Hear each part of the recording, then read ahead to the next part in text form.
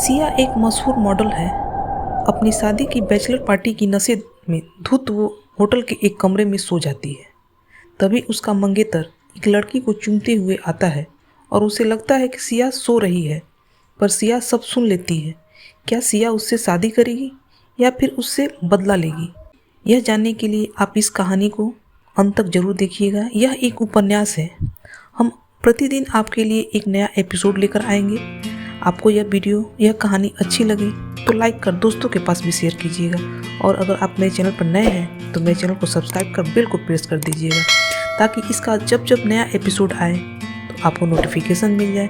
इस तरह की और भी कहानी सुनने के लिए आप मेरे चैनल के प्लेलिस्ट में जाकर देख सकते हैं, सुन सकते हैं। इस कहानी का पिछला भाग देखने के लिए आप मेरे चैनल के प्लेलिस्ट में जाकर देख सकते हैं। चलिए कहानी के लिए आगे बढ़ते हैं। ब्राइट नाइट गाला सिया के लिए बहुत अच्छी रही थी। आज की रात में जो भी हुआ उससे सिया के आगे का रास्ता और मजबूत हो रहा था, और साथ ही साथ स्टार किंग कंपनी के उसे परेशान करने के इरादों पर भी पानी फिरता दिख रहा था। इस वक्त गाला नाइट में इंडस्ट्री से जुड़ा हर आम और खास इंसान शामिल था। अब तक तो सिया एक मामूली मॉडल थी, पर थोड़ी ही देर में राजवीर ओबेरॉय के साथ एक फोटो खींचाकर हर किसी के दिमाग में उसने एक ऐसा इम्प्रेशन बना दिया था कि अब शायद ही उसे कोई भूल पाएगा। बस सबको यही लग रहा था कि एक इत्तेफाक ने सिया की किस्मत को चमका दिया, पर उस किस्मत की चमक पर सोने पर सुहागा उसके अपने व्यवहार से लग गया था। उसका शांत व्यक्तित्व इस इम्प्रेशन पर सोने पर सुहागा की तरह लग रहा था। इन्हीं लोगों में मौजूद थे स्टार वंडर कंपनी का मालिक, जिसने पहले भी सिया को कई बार अपनी कंपनी में शामिल करने की कोशिश की है, और सिया ने उसके लिए इनकार किया है। उन्होंने करण के पास जाकर कहा, तुम खुशकिस्मत हो। तुम्हें पता है, 3 साल पहले मैं सिया को अपनी कंपनी में शामिल करना चाहता था, पर सिया ने मना कर दिया, और जिस तरह से तुम्हारी कंपनी सिया से व्यवहार कर रही है उससे मुझे लगता है कि मुझे दोबारा कोशिश करनी चाहिए। करण के पास कोई जवाब नहीं है, क्योंकि करण ने ये भी नहीं सोचा था कि सिया उसके काम को छोड़कर कोई दूसरी कंपनी ज्वाइन करेगी। और दूसरी सबसे बड़ी बात ये है कि सामने खड़े व्यक्ति की कंपनी करण की कंपनी से बहुत बड़ी थी, और वो इतनी औकात रखता था, इसीलिए करण की औकात नहीं थी कि उसे पलटकर कुछ जवाब दे। पर करण मन ही मन में सोचने लगा कि उसने क्या नहीं किया। 3 साल से वो लोरी के साथ सिया को धोखा दे रहा था, जबकि न सिर्फ सिया ने उसके लिए अपना करियर बर्बाद किया, बल्कि बहुत सारे आते हुए मौकों को भी हाथ से जाने दिया। करण को इस तरह सोच में डूबा देखकर कविता आई, और कविता ने कहा, क्या हुआ? तुम्हें उस पर तरस तो नहीं आने लग गया? करण, नहीं, ऐसा कुछ नहीं है। ये कहते हुए उसने लोरी की कमर में हाथ डाला और आगे बढ़ गया। पर कहीं न कहीं सिया उसकी कंपनी छोड़ सकती है, उसे बहुत अच्छे मौके मिल रहे हैं। ये डर करण के दिल में अब बैठ चुका था, और जैसे जैसे आज की रात बीत रही थी, वैसे वैसे करण और सिया के बीच की जो कुछ कुर्सियों की दूरी थी, वो अब 2 पर्सनालिटी के बीच की दूरी में बदलती जा रही थी। आज जब सिया यहाँ आई थी, उस वक्त वो महज एक मॉडल थी और करण कंपनी का मालिक। पर जैसे जैसे रात बीत रही थी, सिया की पहचान और लोगों के बीच में उसकी पॉपुलैरिटी बढ़ती जा रही थी। राजवीर के साथ में एक फोटो से स्टार्ट हुआ ये सिलसिला अब लोगों से अच्छी पहचान में बदल रहा था। ट्रेंडी क्वीन के मालिक राहुल ने उसे बहुत सारे फेमस लोगों से मिलाया, बहुत सारे फैशन डिजाइनरों को उसका नाम सुझाया, और तो और इस वक्त सभी सिया की शालीनता और खूबसूरती की तारीफ करते नहीं थक रहे थे। इस तरह से अब उस माहौल में मौजूद बहुत सारे लोग सिया को पहचानने लग गए थे, और बहुत लोग उसके साथ काम करने में इंटरेस्टेड भी थे। उसी वक्त राहुल ने अचानक से सिया से पूछा, अच्छा, तुम्हारा मैनेजर कहाँ है? मैं उससे मिलना चाहूँगा। दरअसल पिछले दिनों कॉन्ट्रैक्ट के सिलसिले में हमारी जितनी भी बात हुई, उससे हमारी काफी अच्छी अंडरस्टैंडिंग हो गई थी। मुझे वो काफी अच्छा इंसान लगा, मैं उनसे मिलना चाहूँगा। ये सुनकर सिया एकदम चुप हो गई। उसे समझ नहीं आया कि वो क्या जवाब दे। उसने भीड़ में राजवीर की ओर देखा और राजवीर ने आंखों ही आंखों में उससे पूछा, क्या हुआ? सिया ने इशारों में बोला, कुछ नहीं, मैं बस आपको देखना चाहती थी। और राजवीर ने उसे एक हल्की सी मुस्कुराहट के साथ तसल्ली भरी एक नजर से देखा और उसके बाद वो वापस अपने ग्रुप में बात करने में बिजी हो गया। सिया ने शांत रहकर राहुल को जवाब दिया, वो अभी विदेश गए हुए हैं, अगली बार जब यहाँ होंगे आपसे जरूर मिलवाऊंगी। राहुल, हाँ पक्का, मैं उनसे मिलना चाहूँगा। सिया मन ही मन सोच रही थी कि अगर उसने सच में बता दिया कि उसका मैनेजर कौन है और वो यहाँ मौजूद है, तब भी यहाँ कोई भी व्यक्ति उसका यकीन नहीं करेगा। कविता, लोरी और करण एक किनारे बैठे हुए थे और सिया को लोगों से मिलता जुलता देख रहे थे। इस माहौल में ना तो उनकी किसी से बात करने की हिम्मत हो रही थी और ना ही कोई उनसे बात करना चाहता था, क्योंकि जो भी कंपनी वाले ये देखते हैं कि स्टार किंग कंपनी की तरफ से आए हैं, लोग उन्हें इस नजर से देखते हैं, ओह ये वो कंपनी है जो अपने आर्टिस्ट को इतना परेशान करती है। और ये देखकर करण परेशान हो गया और एक किनारे आकर बैठ गया। पर लोरी इतना अच्छा लोगों से मिलने जुलने का और पहचान बनाने का मौका कैसे छोड़ सकती थी।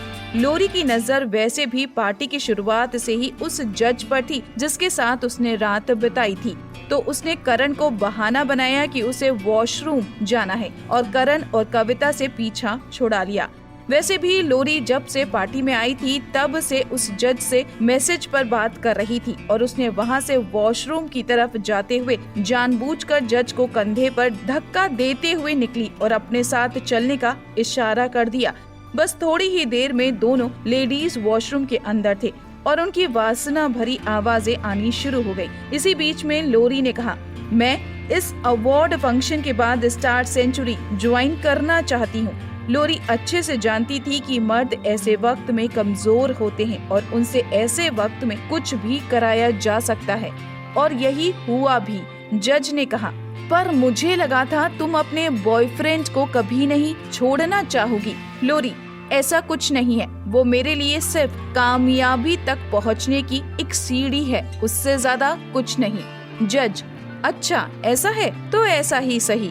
तकरीबन आधे घंटे में दोनों वापस बाहर आ गए। बाहर करण और कविता और दूसरे लोगों से बात करने में बिजी थे, इसीलिए उनका ध्यान नहीं गया कि लोरी काफी देर से गायब थी। लोरी वापस आकर करण के साथ नहीं गई, बल्कि वहीं किनारे जाकर बैठ गई।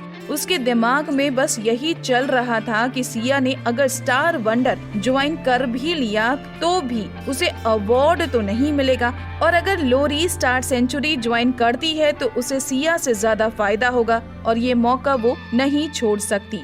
और वक्त आने पर लोरी सिया को नीचा भी दिखा सकती है, क्योंकि उस वक्त उसके पास में अवार्ड और स्टार सेंचुरी जैसी कंपनी दोनों होंगे। लोरी अभी बैठी सोच ही रही थी कि अपने हाथ में वाइन का गिलास लिए हुए कविता उसके पास आई और उसे इतना शांत बैठा देखकर लोरी से कहा, तुम इतनी शांत बैठने वालों में से तो हो नहीं, तुम्हें क्या हो गया? लोरी, तुम्हें क्या लगता है सारा का सारा माहौल तो सिया ने चुरा लिया है, क्या इसमें मेरा कोई भी चांस है कि मैं कुछ करूं? कविता, उसके लिए तुम मत सोचो, मैंने मीडिया को एक हेडलाइन तैयार करने के लिए कह दिया है, बस मुझे उस वक्त का इंतजार है कि राजवीर वो हेडलाइन देखकर कैसे रिएक्ट करता है। कविता शायद कभी नहीं समझ पाएगी कि ये लोग राजवीर के बारे में इतनी बातें क्यों नहीं करते हैं, क्योंकि राजवीर के बारे में वही छपता है जो वो बताना चाहता है। मीडिया में हर लेवल पर उसके कॉन्टैक्ट हैं। कविता ने जैसे ही वो फोन कॉल किया तब फौरन ही पीयूष के पास में उसकी खबर आ गई। जिस व्यक्ति को कविता ने फोन किया था उसने फोन करके पीयूष से पूछा कि अब आगे उसे क्या करना है। क्योंकि ये मामला सिया से रिलेटेड था, इसलिए उसने कोई भी फैसला लेना सही नहीं समझा और भागकर राजवीर के पास पहुंचा। उसने राजवीर के कान में धीरे से ये बात कही। राजवीर जिस मेहमान से बात कर रहा था उससे 2 मिनट के लिए दूर होकर खड़ा हो गया और उसने रिकॉर्डिंग सुनी। रिकॉर्डिंग में था, हेलो, मैं सिया बोल रही हूँ, मैंने अभी अभी ओबेरॉय इंटरनेशनल के मालिक के साथ में एक बहुत ही खूबसूरत तस्वीर खिंचवाई है। मैं चाहती हूँ कि कल की हेडलाइन में सिर्फ मेरे बारे में बातें हों। कोई भी कीमत कुछ भी हो वो आप तय कर लो। रिकॉर्डिंग सुनने के बाद में पीयूष ने कहा, वाकई में करने वाले ने बहुत चालाकी से ये किया है। उसने वॉइस चेंज करके आवाज को बिल्कुल सिया मैम की आवाज की तरह इस्तेमाल किया है। सिर्फ इससे हम नहीं पता कर सकते कि ये कौन है। राजवीर, ठीक है, एक काम करो, जिस मीडिया वाले को उस व्यक्ति ने कॉल किया है उससे कहो कि वो कॉल बैक करे और उस आदमी या औरत जो भी है उससे वही बात एक बार दोबारा कहने के लिए कहो। और हाँ, थोड़ी चालाकी से ये काम करना कि सामने वाले को पता ना चले कि हम क्या करने की कोशिश कर रहे हैं। और ठीक उसी वक्त जब वो कॉल करेगा तब तुम स्टार किंग वालों को ध्यान से देखो कि उनमें से कौन फोन पर बात कर रहा है और इसका सबूत इकट्ठा करो। इतना कहकर राजवीर बाहर आ गया और पीयूष भी बाहर आकर अपने काम पर लग गया। बाहर आकर राजवीर की नजर सिर्फ और सिर्फ करण और कविता पर टिकी हुई थी। दरअसल उसे सबूत की जरूरत तो नहीं थी, वो अच्छे से जानता था कि ये किसने किया था। उसे पता था ऐसा काम सिर्फ और सिर्फ कविता कर सकती है, क्योंकि अगर करण में अपनी बहन जितनी चालाकी होती तो आज वो जहाँ है वहाँ नहीं होता। राजवीर के चेहरे पर जो भाव थे वो सिया पढ़ पा रही थी और इसीलिए उसने राजवीर की ओर देखकर आंखों ही आंखों में इशारा करके पूछा, क्या हुआ? राजवीर ने उसे शांत रहने का इशारा किया और मैसेज करके कहा, हम घर पर बात करते हैं। राजवीर को बहुत ज्यादा गुस्सा आ रहा था, पर पार्टी का माहौल देखते हुए वो अपने गुस्से को कंट्रोल करने की बहुत कोशिश कर रहा था। उसे ज्यादा इंतजार नहीं करना पड़ा। 10 मिनट के बाद में कविता उठी और अपना फोन लेकर एक अकेली शांत जगह पर चली गई। कविता के जाने के 5 मिनट के बाद ही पीयूष ने राजवीर को इशारा किया कि उसने सबूत ले लिया है। हालांकि राजवीर कविता के लिए बहुत समय से इंतजार कर रहा था। वो चाहता था कि वो कविता के खिलाफ कुछ करे, क्योंकि उसने स्टार किंग के अंदर सिया को बहुत ज्यादा परेशान किया हुआ था। पर अब उसकी हिम्मत तो देखो, उसने राजवीर से ही पंगा ले लिया। जैसे ही पार्टी खत्म हुई, एक एक करके सभी लोग जाने लगे। सिया ट्रेंडी क्वीन के मालिक राहुल के साथ बाहर निकली, पर राहुल को कुछ काम आ गया, इसलिए उन्हें बीच में ही कुछ और काम के लिए जाना पड़ा। तभी राहुल के जाने के बाद पीछे से कविता आई और उसने आकर सिया से कहा, हमने वाकई में तुम्हें कम समझ लिया था, तुम तो यहाँ आ ही गई, जबकि हमने बहुत कोशिश की थी कि तुम ना आ सको। पर तुम एक बात मानो या ना मानो, तुम चाहे कितने भी स्मार्ट क्यों ना हो, पर तुमने एक बेवकूफी तो कर दी। तुम्हें राजवीर के साथ फोटो नहीं खिंचवानी चाहिए थी। तुमने खुद को क्या समझ रखा है? तुम राजवीर के नाम का इस्तेमाल करके अपने लिए नए कॉन्टैक्ट हासिल कर लोगी और तुम्हारा नाम हो जाएगा। ऐसा कुछ नहीं होने वाला है। तुम्हें क्या लग रहा है तुम इतनी खूबसूरत हो कि राजवीर तुम पर लट्टू हो रहा था? ऐसा कुछ नहीं है, वो तो तुम्हारे साथ खेल रहा था। ऐसे अमीर ज़ादों के लिए तुम जैसी मॉडल सिर्फ एक टाइम पास है, उससे ज्यादा कुछ भी नहीं। सिया, अगर तुम्हारी बकवास खत्म हो गई होगी तो मुझे घर जाकर आराम करना है। सिया फिलहाल कविता की कोई भी बकवास सुनने के मूड में नहीं थी, पर फिर भी सिया ने आगे कहा, कविता, तुम्हारी इन हरकतों की वजह से स्टार किंग का अंत बहुत करीब है। कविता ने सिया की बातों को अनसुना कर दिया, क्योंकि जो खबर कल छपने वाली है उसे सोचकर कविता खुश हुए जा रही थी। वो तो बस इंतजार कर रही थी कि अब वो ये देखे कि राजवीर सिया का क्या हाल करता है।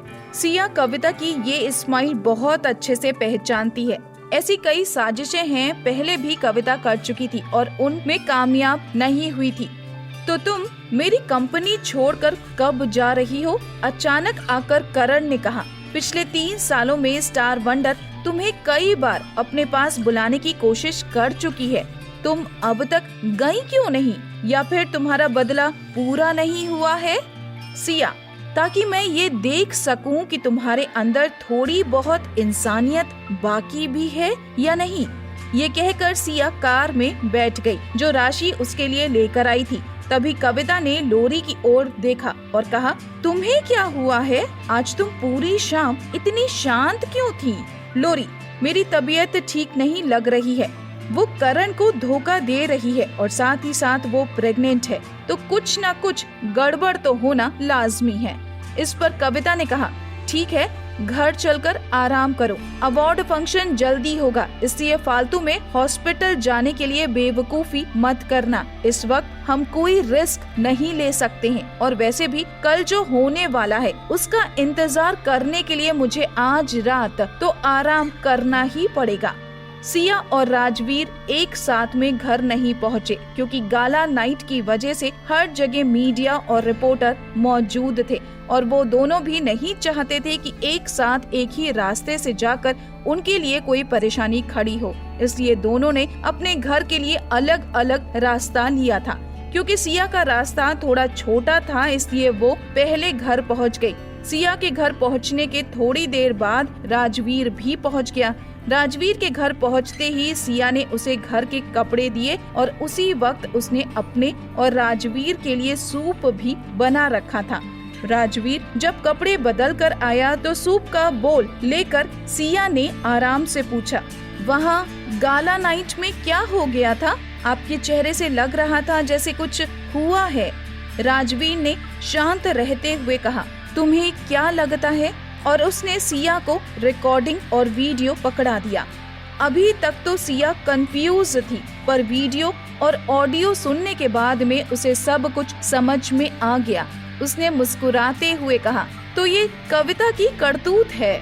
राजवीर, पर इस बार उसने गलत जगह पर अपनी हरकत दिखाने की कोशिश की है। सिया, तो जब आपके पास में पहले ही सबूत है तो परेशान क्यों हो रहे हो? राजवीर, मैं तुम्हारे लिए परेशान हूँ। मुझे ये लगता है कि मुझ में काबिलियत है कि मैं तुम्हें बचा सकता हूँ, तो मैं बचा पा रहा हूँ। अगर ऐसा नहीं होता तो ये लोग तो तुम्हें कच्चा चबा जाते। सिया, पर ऐसा नहीं है ना, तो परेशान मत हो।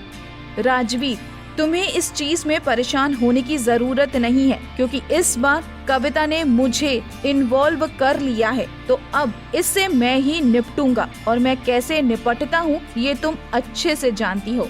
सिया जानती थी कि राजवीर अब कोई रहम नहीं दिखाने वाला है।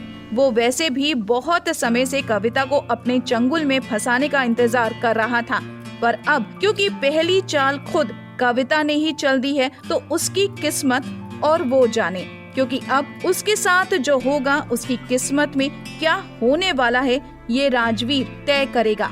तभी सिया ने अपना फोन निकाला और राजवीर को अपने आज रात की फोटो दिखाते हुए कहा, ऐसा नहीं लग रहा जैसे ये हमारी शादी की फोटो है? राजवीर ने प्यार से सिया की ओर देखा और कहा, हाँ, मेरी बीवी बहुत खूबसूरत लग रही है। राजवीर अच्छे से जानता था कि सिया नहीं चाहती है कि वो उसके लिए परेशान हो, इसीलिए फिर से साजिश का शिकार होने के बाद भी उसके लिए चीजों को हल्का और शांत करने की कोशिश कर रही है। पर राजवीर इस बात के लिए बिल्कुल तैयार है और वो जानता है कि कल वो कविता को जो भी उसने किया है उसका 100 गुना मिलने वाला है। कविता सुबह का इंतजार नहीं कर पा रही है। उसे समझ नहीं आ रहा था कि आज की रात कैसे कटेगी, क्योंकि कल सुबह उठकर ओबेरॉय इंटरनेशनल सिया का क्या हाल करने वाली है ये देखने के लिए वो बेताब थी। पर इस समय वो चरम पर बैठे हुए उस इंसान के बारे में तो भूल ही गई कि वो इतनी आसानी से उसका नाम कैसे इस्तेमाल कर सकती है।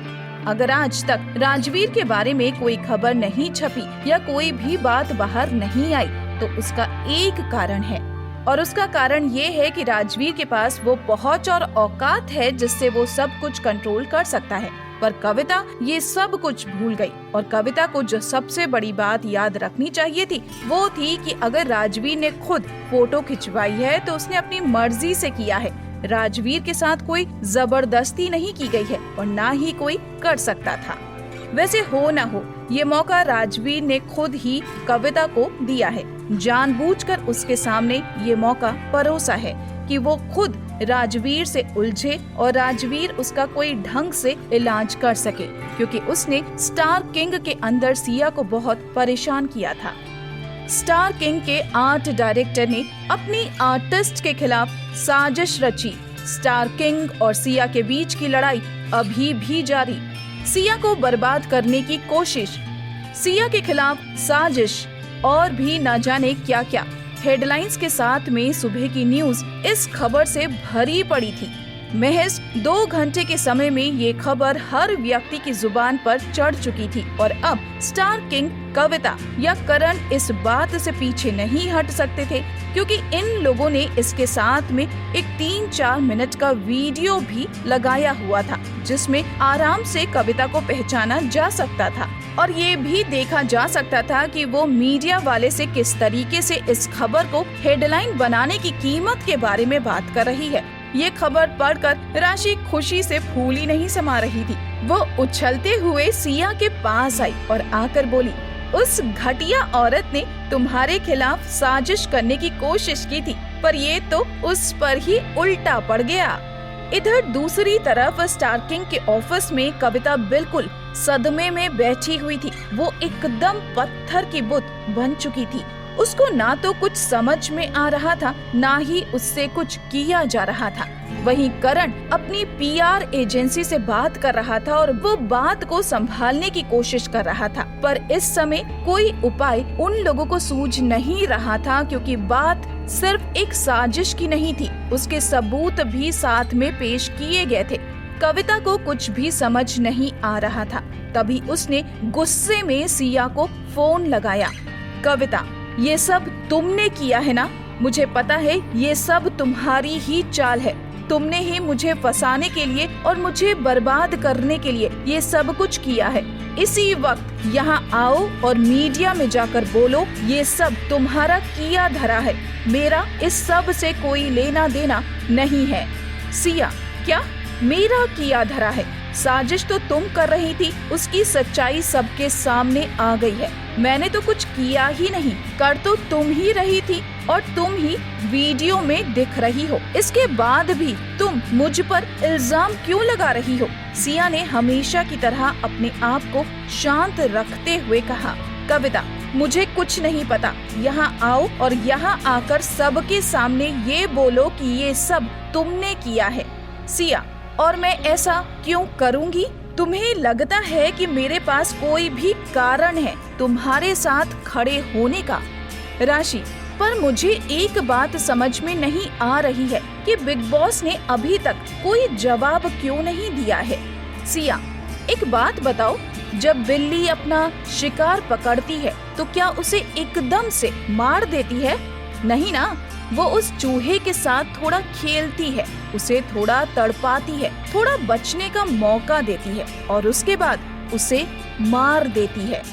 राजवीर भी बिल्कुल ऐसा ही करने वाला था, क्योंकि एक तो कविता ने राजवीर से पंगा लिया था और राजवीर को सिया को दी गई परेशानियों का बदला भी तो लेना है। पर वाकई में अभी तक ओबेरॉय इंटरनेशनल ने सामने आकर कोई जवाब नहीं दिया था और इसके 2 ही कारण हो सकते थे। पहला ये कि राजवीर को इन चीजों से कोई फर्क नहीं पड़ता, क्योंकि ऐसा पहली बार नहीं था कि लोगों ने उसके नाम का इस्तेमाल करने की कोशिश की थी और ओबेरॉय इंटरनेशनल जैसी बड़ी कंपनी के लिए ये बहुत ही छोटी सी बात भी है। या फिर दूसरा कारण ये हो सकता है कि राजवीर और ओबेरॉय इंटरनेशनल जवाब की तैयारी कर रहे हैं।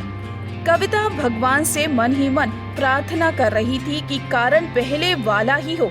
ओबेरॉय इंटरनेशनल और राजवीर के लिए ये कोई बहुत बड़ी बात ना हो और वो इसे बस ऐसे ही जाने दे। और वैसे भी जब तक ओबेरॉय इंटरनेशनल ने कोई ऑफिशियल स्टेटमेंट रिलीज नहीं किया है, तब तक कविता के पास एक चांस है। एक चांस इस बात का है कि शायद उसे ऐसे ही जाने दे और उसे इन सब से बचने का एक मौका मिल जाए। जहां कविता बैठकर भगवान से ये प्रार्थना कर रही थी कि उसे एक मौका मिल जाए, ठीक उसी समय पर ओबेरॉय इंटरनेशनल ने अपना ऑफिशियल स्टेटमेंट रिलीज कर दिया। स्टेटमेंट के हिसाब से उसमें ये कहा गया था कि वो नेशनल और इंटरनेशनल दोनों जगह पर कविता को ब्लैकलिस्ट करेंगे और कोशिश करेंगे कि एंटरटेनमेंट इंडस्ट्री में कविता किसी भी तरीके का कोई भी काम ना कर सके, और अगर किसी ने भी कविता के साथ में काम करने की कोशिश की तो पहली चीज तो वो ओबेरॉय इंटरनेशनल के खिलाफ जा रहा है, और दूसरी बात इस तरीके की अनाधिकृत तरीके की हरकतों को बढ़ावा दे रहा है। और रही बात उस मॉडल की, तो हमारी छानबीन में और उन सबूतों से ये पता चलता है कि वो मॉडल बेकसूर है, उसे फंसाने की कोशिश की गई है। इस स्टेटमेंट के रिलीज होते ही पूरी इंडस्ट्री हिल गई, क्योंकि इतना एक्सट्रीम और इतना सख्त कदम इतनी छोटी बात के लिए ओबेरॉय इंटरनेशनल ने पहली बार किसी के खिलाफ उठाया था। सभी को यही लग रहा था कि ओबेरॉय इंटरनेशनल एक उदाहरण सेट करना चाहते हैं ताकि वो लोगों को बता सके कि कोई भी उनके खिलाफ इस तरीके से उनके नाम का इस्तेमाल नहीं कर सकता। पर जो स्टेटमेंट ओबेरॉय इंटरनेशनल ने दिया था उसके हिसाब से अब कविता एंटरटेनमेंट इंडस्ट्री में किसी भी तरह का कोई भी काम नहीं कर सकती थी, और इस समय इस सब के हिसाब से कविता का करियर खत्म है, पूरी तरह खत्म। सभी लोग ओबेरॉय इंटरनेशनल के फैसले की तारीफ कर रहे थे कि उन्होंने उस कसूरवार को सजा दी और कंपनी का कुछ नहीं किया, जबकि वो चाहते तो कंपनी को भी ब्लैकलिस्ट कर सकते थे। पर सिया सच्चाई जानती थी, उसे पता था कि अगर कंपनी को ब्लैकलिस्ट कर देंगे तो उससे सिया का भी काम दिक्कत में आ जाएगा, और ये सोच सोच कर खुश हो रही थी कि राजवीर हर एक चीज का कितना ध्यान रखता है। थोड़ी ही देर में हर बड़े न्यूज़पेपर की हेडलाइन बन चुकी थी कि कविता ने किस तरीके से सिया को फंसाने की कोशिश की है और कैसे ओबेरॉय इंटरनेशनल ने उसे ब्लैकलिस्ट कर दिया है। पर कविता की परेशानियां यहीं पर खत्म नहीं हुई। किसी ने मौका पाकर उसके अमेरिका में भी ब्लैकलिस्ट होने की खबर को ढूंढ निकाला, और उसके अगले पिछले सारे लोग जिनके साथ उसने बुरा किया वो सामने आकर उसके खिलाफ बोलने लग पड़े थे। ये सब देखकर कविता ने अपने आप को एक कमरे में बंद कर लिया, एक अंधेरे अकेले कमरे में जाकर छुप गई। करण सब देखकर परेशान हो गया और उसने जाकर कविता के कमरे का दरवाजा खटखटाया। करण, दीदी अंदर हो ना, दरवाजा खोलो प्लीज, दरवाजा खोलो, हम कुछ ना कुछ कर लेंगे। ठीक है, कंपनी के मैनेजर के तौर पर नहीं, पर आप कुछ और काम तो कर सकती हो ना। सुबह से ही ऐसे ही बैठी हो, ना कुछ खाया है, ना ही तुम किसी से बात कर रही हो, ऐसे तो बीमार हो जाओगी। कविता ये नहीं सोच पा रही थी कि अब वो आगे क्या काम करेगी। तभी उसने घबराहट में कहा, मैं सिया से माफी मांग सकती हूँ। और उसने हड़बड़ाहट में अपना फोन ढूंढा और सिया को फोन किया। कविता, मैं तुमसे मिलना चाहती हूँ, प्लीज मुझसे मिल लो। सिया, जो भी बोलना है फोन पर ही बोलो, मेरे पास मिलने का समय नहीं है। सिया ने सीधे साफ शब्दों में मना कर दिया। कविता, देखो प्लीज, मैं तुमसे भीख मांगती हूँ, बाहर निकलकर मीडिया को कुछ तो कहो जिससे लोग मुझे इस तरीके से बोलना बंद कर दें। मैं इंडस्ट्री छोड़कर नहीं जाना चाहती हूँ। तुम चाहो तो मैं तुम्हारे सामने घुटने टेक कर तुमसे माफी मांग सकती हूँ।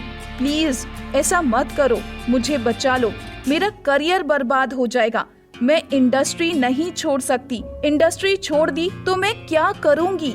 आज कविता गुर्रा नहीं रही थी, बल्कि एक टूटी हुई औरत लग रही थी।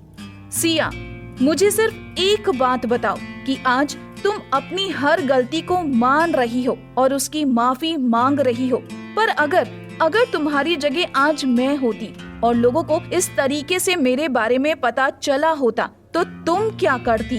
तुम मुझे कंपनी में ब्लैकलिस्ट तो करती ही, मेरे सारे काम को भी रोक देती, मौके का फायदा उठाने की कोई कसर नहीं छोड़ती। सिया ने जो कुछ भी कहा वो सब कुछ सच था, इसीलिए कविता के पास कहने को कुछ नहीं बचा था। कविता ने परेशान होकर जी भरकर दारू पी और नशे में चूर हो गई और खुद को नहीं संभाल पाई। तो होटल वालों ने पुलिस को बुलाने का फैसला किया और तभी करण आ गया, वरना कविता के लिए आज की रात बहुत मुश्किल होने वाली थी। करण, दीदी आप कल इंग्लैंड जा रही हो, मैंने आपके लिए टिकट बुक करा दी है। कविता, तो तुम भी मुझसे पीछा छुड़ाना चाहते हो? करण, मैं पीछा नहीं छुड़ाना चाहता हूँ, पर मुझे मेरी कंपनी भी चलानी है, इसलिए मुझे कल स्टेटमेंट रिलीज करनी होगी कि मैंने मेरी कंपनी से आपको निकाल दिया है। कविता, लोग मुझे घटिया घटिया बोल रहे हैं, पर तुम मुझसे भी घटिया हो। मुझे पहले ही समझ जाना चाहिए था कि सिया के साथ इतने साल रिश्ते में रहने के बाद भी तुम सिया के सगे नहीं हुए तो तुम मेरे कैसे हो सकते हो। पर मुझे लगा था भाई होने के नाते तुम मेरे साथ ऐसा नहीं करोगे, पर देखो मैं गलत निकली। लेकिन अगर मुझे ये सब कुछ छोड़कर जाना ही है तो मैं तुम्हें और लोरी को बर्बाद होते हुए देख कर जाना चाहूंगी। तुम्हें क्या लगता है सिया ने मेरे साथ जो किया है उसके बाद क्या वो तुम्हें और लोरी को छोड़ देगी? ऐसा हरगिज नहीं होगा। अगला शिकार तुम होगे। रात को सिया जब घर वापस लौटी तो उसने देखा कि पीयूष बाहर बरामदे में इधर उधर टेंशन में परेशान होकर टहल रहा है। उसे देखकर सिया ने पूछा, क्या हुआ? पीयूष, ओ मैम आप आ गई, अच्छा हुआ आप पहुंच गए। सर का मूड आज कुछ ठीक नहीं है, बहुत गुस्से में है। सिया, अच्छा कोई बात नहीं, तुम शांत हो जाओ और बताओ हुआ क्या है, मैं उनको संभाल लूंगी। पीयूष, दरअसल आज जो स्टेटमेंट रिलीज हुआ है उसे लेकर कंपनी के आला अधिकारियों के बीच में मतभेद हो गया। उन लोगों का मानना था कि ओबेरॉय इंटरनेशनल को आपका नाम लेकर आपकी पॉपुलैरिटी बढ़ाने की जरूरत नहीं थी। जाहिर तौर पर वो सर के फैसले का कुछ तो नहीं कर पाए, पर आप समझ सकती हैं। सिया, कोई बात नहीं, तुम जाओ, मैं उन्हें संभाल लूंगी। सिया जैसे ही अंदर पहुंची उसने देखा राजवीर स्टडी की खिड़की पर वाइन का गिलास लेकर खड़ा हुआ है और बाहर बड़ी गौर से कुछ देख रहा है। सिया ने पीछे से जाकर उसे गले से लगा लिया और प्यार से उसकी पीठ पर हाथ फेरते हुए कहा, क्या हो गया, आज मूड कुछ ठीक नहीं है? राजवीर, नहीं ऐसा नहीं है। सिया, मुझसे झूठ क्यों बोल रहे हो? मुझे पता है कुछ तो हुआ है। राजवीर को समझ में आ गया कि पीयूष ने सब कुछ बता दिया है। राजवीर चुप हो गया, उसने सिया को कोई जवाब नहीं दिया।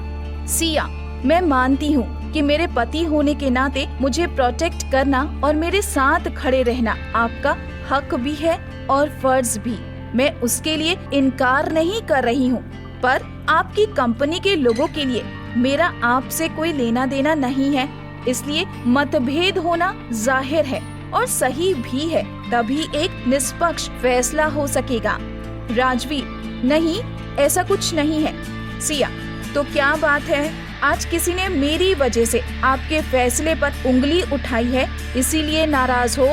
एक बात आप अच्छे से समझ लो कि आपकी पोजीशन पाने के लिए बहुत लोग लाइन में लगे हुए हैं और बहुत लोग उसके लिए तड़प रहे हैं। मैं ये कभी नहीं चाहूंगी कि मेरी वजह से कोई भी कभी भी आपके फैसले पर उंगली उठाए। जो सभी लोग बोल रहे हैं उनमें से किसी की भी औकात नहीं है आपके बारे में बात करने की या आपसे सीधे बात करने की, पर आज मेरी वजह से वो आपके खिलाफ होकर बोल पा रहे हैं और ये मुझे कभी भी बर्दाश्त नहीं होगा। मैं जानती हूँ आप कविता को बहुत समय से सबक सिखाना चाह रहे थे और इन फोटो और वीडियो से आपको मौका मिल गया, पर आपको मेरी बेगुनाही साबित करने की कोई जरूरत नहीं थी। राजवीर, तो क्या तुम ये शिकायत कर रही हो कि मैं तुम्हारे काम में दखल अंदाजी कर रहा हूँ? राजवीर ने थोड़ा उदास होते हुए पूछा। ये सुनकर सिया ने अपनी पकड़ राजवीर पर और कस ली और बड़े ही प्यार से उसने कहा, ऐसा बिल्कुल नहीं है, बस मैं ये नहीं चाहती कि मेरी वजह से कभी भी कोई भी आपके फैसले पर या आप पर उंगली उठाए। आप एक चीज समझो, आप मेरे पति हो। सिर्फ इस नाते मैं आपसे मदद की उम्मीद नहीं कर सकती और ना ही मैं ऐसी कोई मदद चाहती हूँ। आपकी पहचान इंडस्ट्री के बेताज बादशाह की तरह है। आप तक कोई नहीं पहुँच सकता और मुझे भी आप तक पहुँचने और आपकी मदद पाने के काबिल बनना है। मैं ये कभी नहीं चाहूंगी कि मेरी वजह से आपको कभी भी कोई तकलीफ हो। आज आपको मेरी वजह से, मेरा साथ देने की वजह से तकलीफ हुई है। मैं उस काबिल बनना चाहती हूँ कि आप मेरा साथ दे सको और मैं हक से आपका साथ पा सकूं। मुझे सिर्फ मेरा नहीं, आपके दिल का भी ख्याल रखना है। सिया की दिल वाली बात सुनकर राजवीर के मुंह से शब्द नहीं निकल रहे थे। वो बस फटी आंखों से देखे जा रहा था और जब राजवीर को कुछ समझ नहीं आया तो उसने सिया को अपनी बाहों में भर लिया और उसे किस करने लगा। थोड़ी देर के बाद में जब वो किस कर चुका था तब उसने हंसते हुए कहा, आज मेरा मन कर रहा है कि मैं जाकर उन गधों को थैंक यू बोल कर आऊं। उनकी वजह से ही सही मुझे तुम्हारे दिल की बात जानने का मौका तो मिला और तुमने अपने पति को थोड़ा कम आंक लिया है। तुम्हें लगता है कि मेरे फैसले पर उंगली उठाने की किसी में भी दम या किसी की भी औकात है, या जिसने भी आज तक मेरे फैसले पर उंगली उठाई है वो अब तक इंडस्ट्री में टिक पाया है? सिया, तो फिर आप परेशान क्यों होते हैं? राजवीर, मैं परेशान नहीं हूँ। पीयूष ने तुम्हारे साथ मजाक किया है। सिया, अच्छा ऐसा हुआ है, पर उसने अच्छा ही किया। कम से कम मुझे आपकी परेशानियों का अंदाजा तो लगा। और ये कहकर दोनों एक दूसरे के गले से लग गए। थोड़ी ही देर में दोनों के कपड़े जमीन पर पड़े थे। दोनों बस एक दूसरे में खोए हुए थे। पर इतने पैशन के बाद भी हमेशा राजवीर ने इस बात का ख्याल रखा है कि सिया एक मॉडल है और उसके शरीर का हर हिस्सा बहुत जरूरी है। पर इसके लिए उसने अपने आप को बहुत कंट्रोल भी करना पड़ता है। पर आज सिया ने उसे जोर से अपनी ओर खींचते हुए कहा, मैं मिट्टी की नहीं बनी हूँ कि एक झटके में टूट जाऊंगी। ये सुनकर राजवीर और जोर से सिया को किस करने लगा। जब दोनों पूरी तरह से संतुष्ट हो गए तो अलग हुए और सिया थक कर सो गई। राजवीर ने सोते हुए सिया की आंखों को देखा और उसे देखकर कहा, मैं तुम्हारे लिए जो भी करता हूँ तुम हर उस चीज के लायक हो। कोई फर्क नहीं पड़ता कि तुम क्या करोगी और कैसे करोगी, मैं हर जगह तुम्हारे साथ अंत तक खड़ा रहूंगा। इधर करण और कविता की बहस के बाद कविता वहाँ से चली गई। करण सारी रात बेचैन रहा, पर इस सब का लोरी पर कोई फर्क नहीं दिख रहा था और ना ही उसने करण को समझाने की या शांत करने की कोशिश की। वो तो बस अपने ही काम में बिजी थी। लोरी का ऐसा व्यवहार देखकर करण ने उससे कहा, पिछले कुछ दिनों से तुम कुछ अजीब सा व्यवहार कर रही हो। लोरी, नहीं ऐसा कुछ नहीं है। वैसे भी ये जो मेरे पेट में बच्चा पल रहा है उसे संभालना बहुत मुश्किल हो रहा है। और अब तुम क्या चाहते हो कि मैं तुम्हारी और तुम्हारी बहन की लड़ाई में भी कूद पड़ूंगी? और वैसे भी तुमने जो किया वो बिल्कुल ठीक किया। एक कंपनी के मालिक होने के नाते तुम्हारा फैसला बिल्कुल सही था।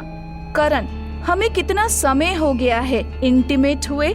लोरी, हाँ हो तो गया है, पर अब बच्चा बड़ा हो रहा है और इस पर मेरी तबीयत ठीक भी नहीं रहती है। बच्चे का नाम सुनकर करण शांत हो गया, पर उसे एक बात समझ में आ रही थी कि ये वो लोरी नहीं है जो कुछ समय पहले थी। ये लोरी बदली हुई है। पहले वाली लोरी उसके इर्द गिर्द ही घूमती रहती थी, उसे रिझाने के मौके ढूंढती रहती थी, पर इसे तो जैसे कोई मतलब ही नहीं है। इधर स्टार किंग के ऑफिस में शेयर होल्डर और करण की मीटिंग चल रही थी, जिसमें शेयर होल्डर अभी तक करण ने जो भी किया उससे खुश नहीं थे और ना ही वो सारी चीजों में आगे करण का साथ देने वाले थे। चीजों को इस तरह से हाथ से निकलता देखकर करण ने गुस्से में आकर अपनी टेबल पर पड़ी जो चीज उसके हाथ में आई सब जमीन पर फेंक कर तोड़ दी। तभी उसे ख्याल आया कि सिया की हमशक्ल पीहू को कविता ने ढूंढा था। उसने तुरंत पीहू को बुलाया। पीहू वाकई में सिया की हमशक्ल थी। उसे बुलाकर करण ने हड़बड़ाहट में उससे पूछा, तुम्हें रैंप वॉक करना आता है? पीहू, हाँ मुझे आता है, मैं टैलेंट हंट की विनर थी। करण को ख्याल आया कि हाँ, कविता ने उसे टैलेंट हंट से ही ढूंढा था। करण, ठीक है, तो तुम्हें ज्यादा कुछ सिखाने की जरूरत नहीं है। कल आकर अपना कॉन्ट्रैक्ट फाइनल कर लो और मैं तुम्हें रैंप वॉक देने वाला हूँ। दरअसल करण ने ये सोच रखा था कि जितने भी लोगों ने सिया के लिए अप्रोच किया था और करण ने इन लोगों को मना कर दिया था, उनके सामने पीहू का प्रोफाइल रखेंगे और अगर पीहू ने अच्छे से काम कर लिया तो वापस पलटकर सिया की उन्हें जरूरत नहीं पड़ेगी और वो सारे कॉन्ट्रैक्ट वो लोग पीहू को दे देंगे। करण के केबिन के बाहर खड़ी लोरी ने ये सारी बातें सुन ली। उससे बर्दाश्त नहीं हुआ कि उसके होते हुए करण कॉन्ट्रैक्ट किसी और को दे रहा है। अंदर वो चिल्लाती हुई आई और उसने करण से कहा, मेरे होते हुए तुमने इतने सारे कॉन्ट्रैक्ट किसी और को, और वो भी एक नई लड़की को, कैसे दे सकते हो? करण, लोरी, मेरा दिमाग मत खराब करो। मैं पहले ही शेयर होल्डर के साथ लड़कर आया हूँ और वो भी मेरे इस रवैये से खुश नहीं है। उनके हिसाब से मैंने तुम्हें कुछ ज्यादा ही छूट दे रखी है और तुम्हारा कुछ ज्यादा ही पक्ष लेता हूँ। लोरी, मैं तुम्हारी गर्लफ्रेंड हूँ, तुम्हारे होने वाले बच्चे की माँ बनने वाली हूँ। उसके बाद भी तुम मेरे साथ ऐसा कैसे कर सकते हो?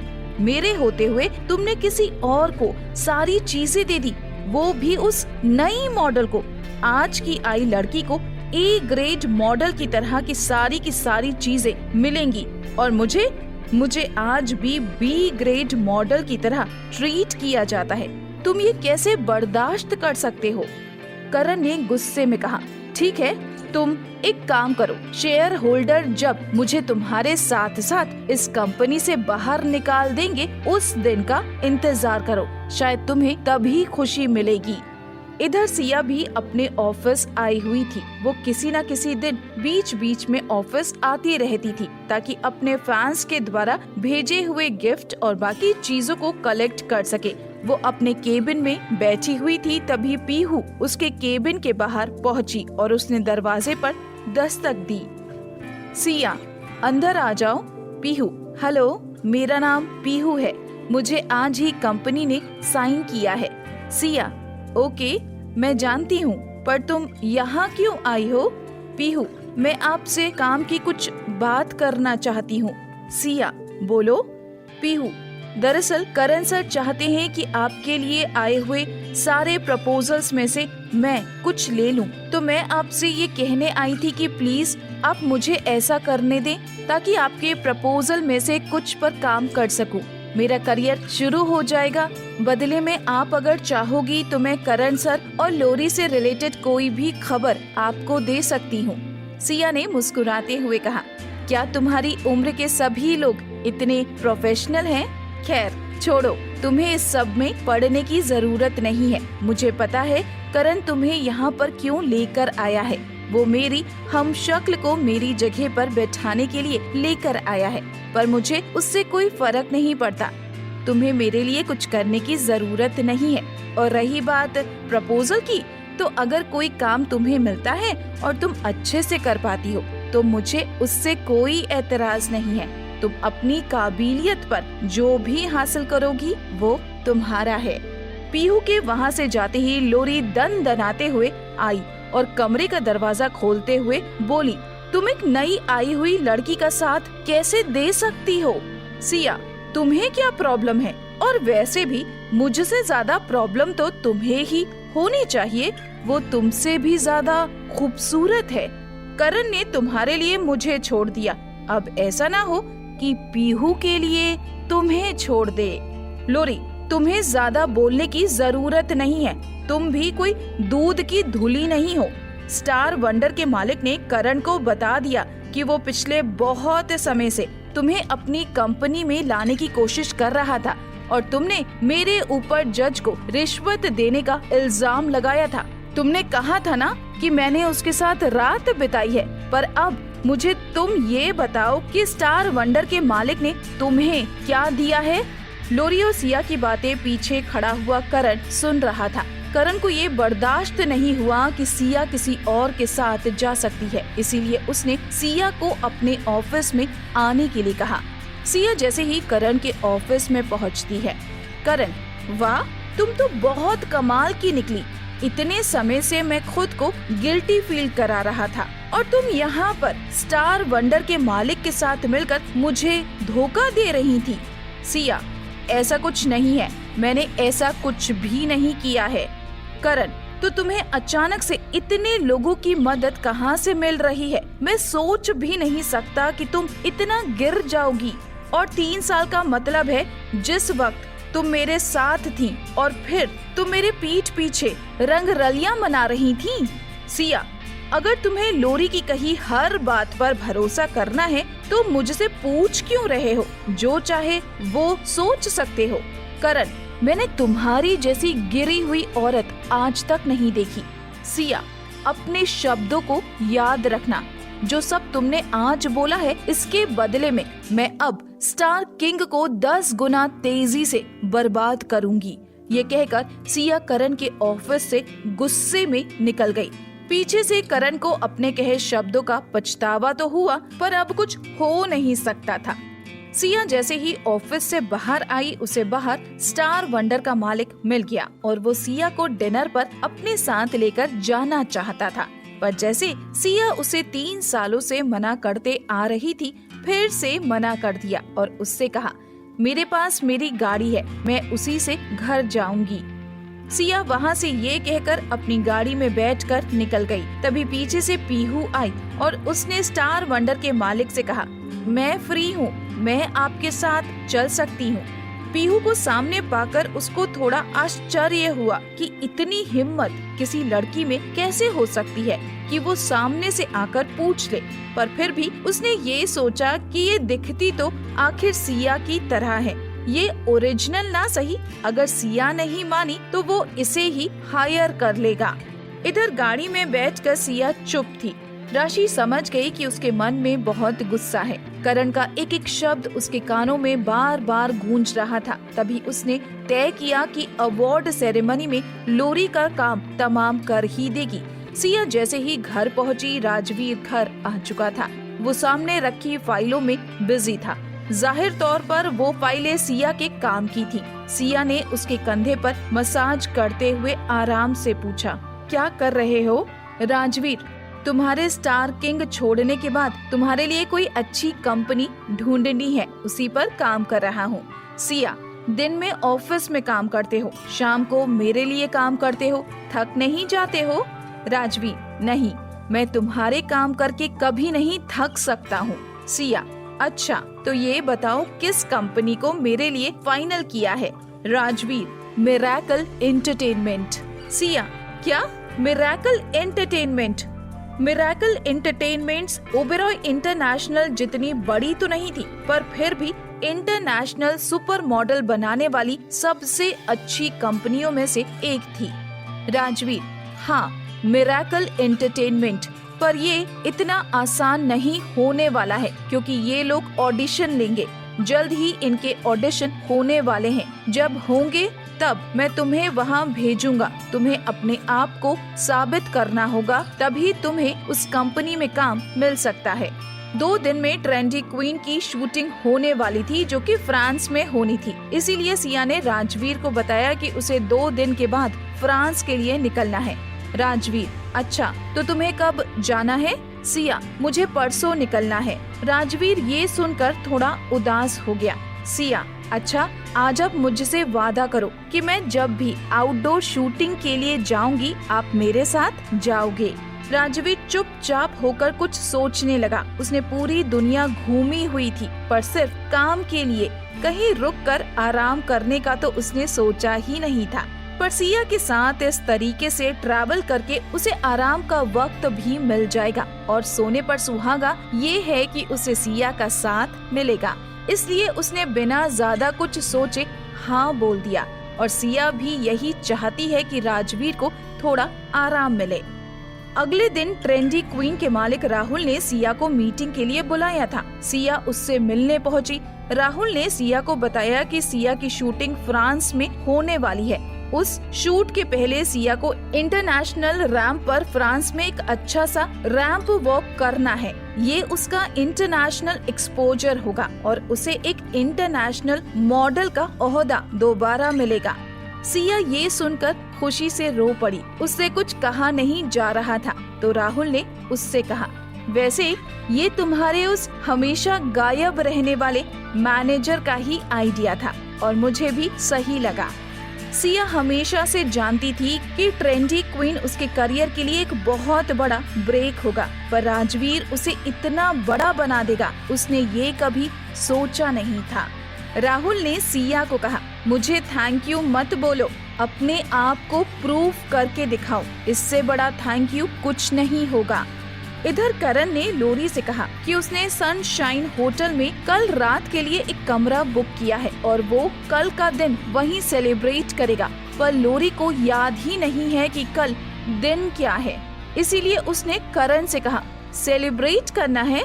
करण को लगा शायद लोरी उसे सरप्राइज देना चाहती है, इसीलिए बहाना बना रही है, पर सनशाइन होटल का नाम सुनकर लोरी के हाथ पांव ठंडे हो गए, क्योंकि ये वही होटल था जहां पर पिछली बार लोरी उस जज के साथ गई थी और अभी कल का भी उसने उसी होटल का प्लान बना कर रखा था। वहां पर लोरी और उस जज के लिए कमरा बुक था, पर लोरी को ये भी लगा कि करण को अगर उसके और जज के बारे में खबर लग गई होती तो वो इस लहजे में बात नहीं कर रहा होता, बल्कि गुस्से से पागल हो रहा होता। लोरी ने बहाना बनाते हुए कहा कि प्रेगनेंसी की वजह से उसकी तबीयत ठीक नहीं रहती और इसीलिए अब उसे चीजें अच्छे से याद नहीं रहती हैं। और करण ने भी बच्चे का नाम सुनकर कुछ नहीं कहा और लोरी ने हर बार की तरह इस बार भी अपने बच्चे को ढाल बनाकर अपना बचाव कर लिया। अगली सुबह करण जैसे ही ऑफिस पहुंचा, ऑफिस में उसके टेबल पर बहुत सारे गिफ्ट रखे हुए थे।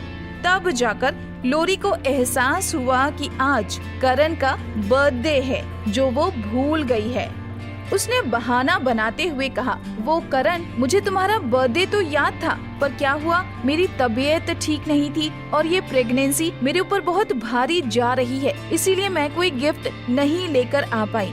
अब लोरी को करण में कोई इंटरेस्ट नहीं बचा था, इसीलिए वो ऐसा कर रही थी, जबकि हर साल सिया करण का जन्मदिन मनाने के लिए ढेरों तैयारियां करती थी और लोरी उससे ज्यादा तैयारियां करती थी, ये दिखाने के लिए कि वो करण की परवाह करती है। और करण लोरी की तैयारियों में इतना खो जाता था कि सिया बेचारी पीछे खड़ी रहकर उन दोनों को बस देखती रहती थी, पर फिर भी उसे करण के प्यार पर भरोसा था।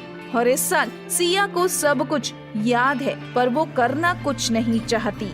लोरी ने फिर अपने तरीके से करण को मना लिया और करण भी उसके जाल में फंस गया और उसने कहा, ठीक है, कोई बात नहीं, पर आज रात हम सेलिब्रेट करेंगे।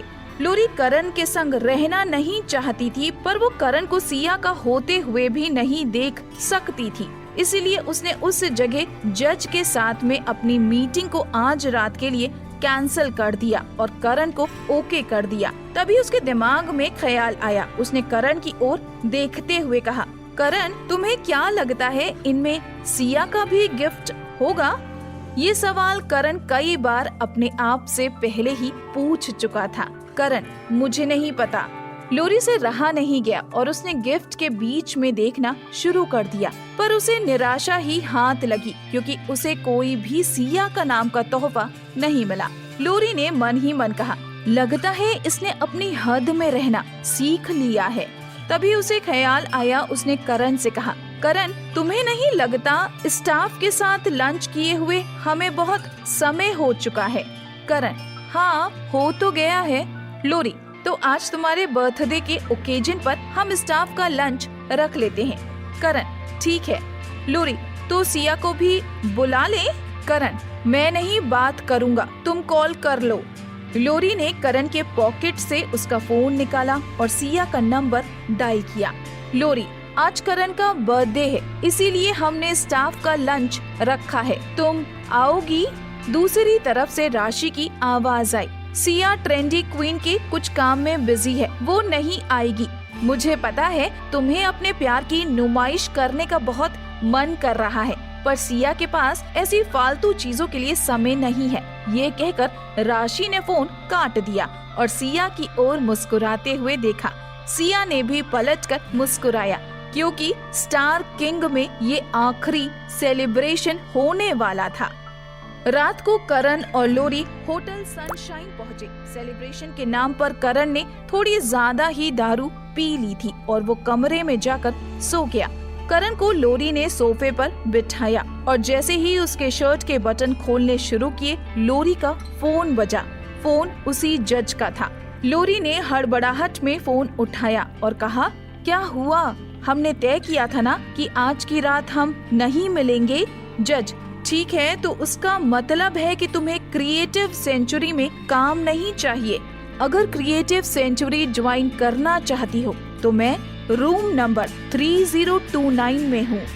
क्रिएटिव सेंचुरी का नाम सुनकर लोरी के कान खड़े हो गए। उसने मन ही मन सोचा कि करण ने बहुत पी रखी है और सोच चुका है आज रात तो वो जागने वाला नहीं है, तो क्यों ना इतनी देर में लोरी ऋषभ यानी जज से मिलकर वापस आ जाए और करण को भी ये पता नहीं चलेगा।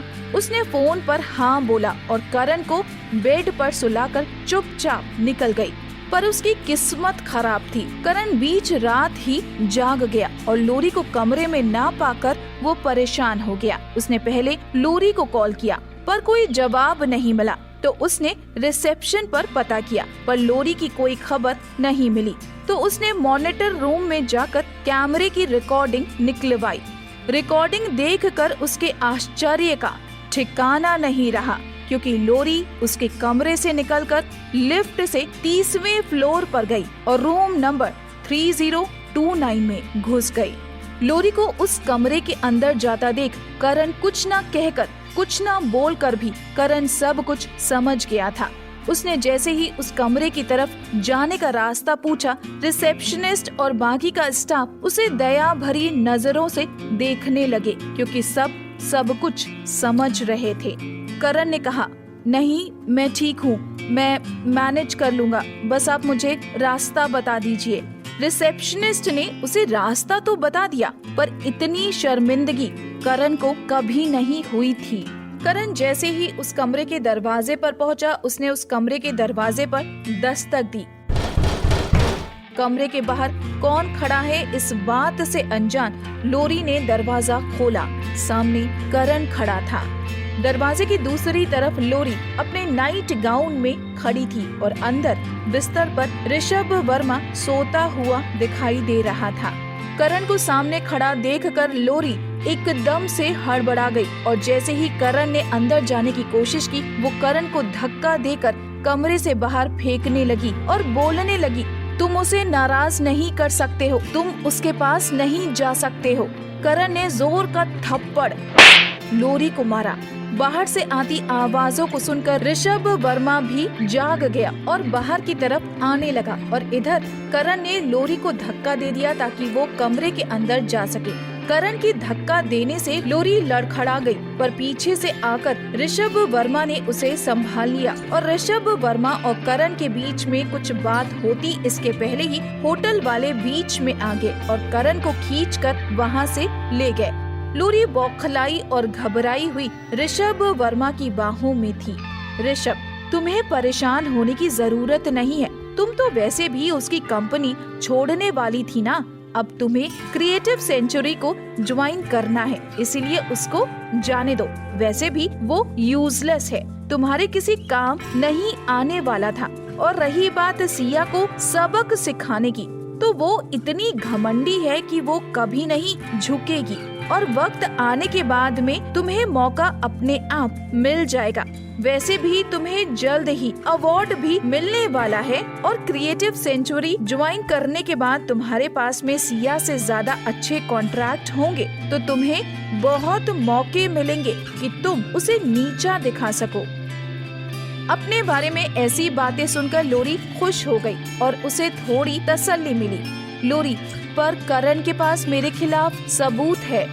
ऋषभ, परेशान मत हो, वो तुम्हारे खिलाफ कोई भी सबूतों का इस्तेमाल नहीं कर पाएगा। इससे उसकी खुद की बेइज्जती होगी और मैं होटल वालों से बात करता हूँ। ऐसे वो किसी को भी अपने होटल की रिकॉर्डिंग नहीं दे सकते हैं।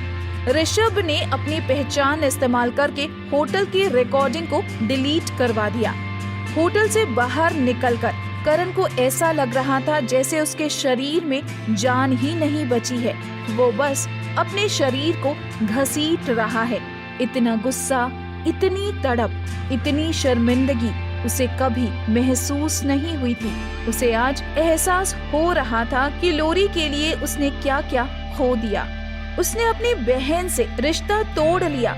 उसकी बहन उसे छोड़कर चली गई। सिया के साथ उसने ब्रेकअप कर लिया। जब तक वो सिया के साथ में था उस वक्त भी वो लोरी के लिए सिया के साथ नाइंसाफी ही करता रहा था। आज उसे ऐसा लग रहा था जैसे भगवान उसे उसके किए की सजा गिन गिन कर दे रहे हैं। करण को फिलहाल ऐसा दर्द महसूस हो रहा था। उसे लग रहा था कि इस वक्त धरती फट जाए और वो उसमें समा जाए। शायद उसी से उसके दर्द में कुछ कमी आ सकती है, पर दर्द खत्म तो नहीं होगा। वहीं उसे लोरी पर गुस्सा आ रहा है। क्या करे क्या ना करे, उसका बस चले तो वो इसी वक्त लोरी को मार डाले। पर इससे ना तो उसका दर्द कम होगा और ना ही उसे कुछ मिलेगा। परेशान होकर करण ने सिया को फोन किया। सिया इस वक्त अपने विदेश जाने के लिए पैकिंग कर रही थी। सिया ने जैसे ही फोन उठाया, करण ने कहा, क्या तुम मेरे पास वापस आ सकती हो? सिया, तुम्हारा क्या मतलब है? करण, प्लीज मेरी जिंदगी में वापस आ जाओ। मैं हर वो चीज करूंगा जो तुम्हारे लिए मुझे करनी चाहिए। मैं तुम्हें सब कुछ दूंगा। सिया, अगर मुझे कुछ चाहिए तो वो मैं खुद ले सकती हूँ और सब कुछ हासिल भी कर सकती हूँ। और अगर आपकी बात खत्म हो गई हो करण सर, तो मैं फोन रखना चाहूंगी। करण, प्लीज स्टार किंग को छोड़कर मत जाओ।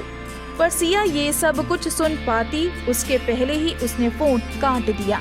उधर राजवीर दूसरे कमरे में अपना कुछ काम निपटा रहा था और जैसे ही वो अपने बेडरूम में वापस आया जहां सिया पैकिंग कर रही थी, उसने आकर पीछे से सिया को गले लगाया। सिया ने उसे कसकर गले लगा लिया। ऐसा लग रहा था जैसे वो अपने इमोशंस को छुपाने की कोशिश कर रही है। राजवीर ने उससे कहा, सॉरी, मेरा काम थोड़ा देर तक चलता रहा। सिया, कोई बात नहीं, मुझे पता है आप कल मेरे साथ फ्रांस जाने के लिए अपना काम निपटा रहे हो। राजवीर को सिया की आवाज में उदासी समझ में आ गई थी। हालांकि सिया वैसे भी कम बोलती थी, पर फिर भी राजवीर और सिया के बीच में अब इतना रिश्ता बन चुका था कि वो सिया की आवाज से उसके इमोशंस को समझ जाता था। राजवीर, क्या हुआ है? सिया, करण और लोरी का शायद ब्रेकअप हो गया है। सिया ने ये चीज तो सोची थी कि ऐसा होगा, पर उसे अभी समझ नहीं आ रहा था कि वो खुश हो कि उससे उसका बदला पूरा हो पाया है। इस वक्त उसके बड़े मिक्स से इमोशंस थे जिन्हें वो समझ नहीं पा रही थी। सिया, मुझे लगता था मैं इस दिन का इंतजार कर रही हूँ, पर अब मुझे ऐसा लगता है कि जैसे मैं इस दिन का इंतजार नहीं कर रही थी। मैं शायद उस दिन का इंतजार कर रही हूँ जिस दिन मैं आपके बाजू में खड़े होकर बराबरी से चल पाऊंगी। पता नहीं, मुझे कुछ समझ नहीं आ रहा है। राजवीर, कोई बात नहीं, परेशान मत हो, मैं तुम्हारे हर फैसले में तुम्हारे साथ हूँ। अगली सुबह सिया फ्रांस के लिए फ्लाइट लेती है। उसके पहले ही क्रिएटिव सेंचुरी ने अनाउंसमेंट कर दी कि वो जिस मॉडल को अपनी कंपनी में मिलाने की कोशिश कर रहे थे वो सिया नहीं है, वो लोरी के अलावा कोई और हो ही नहीं सकता है।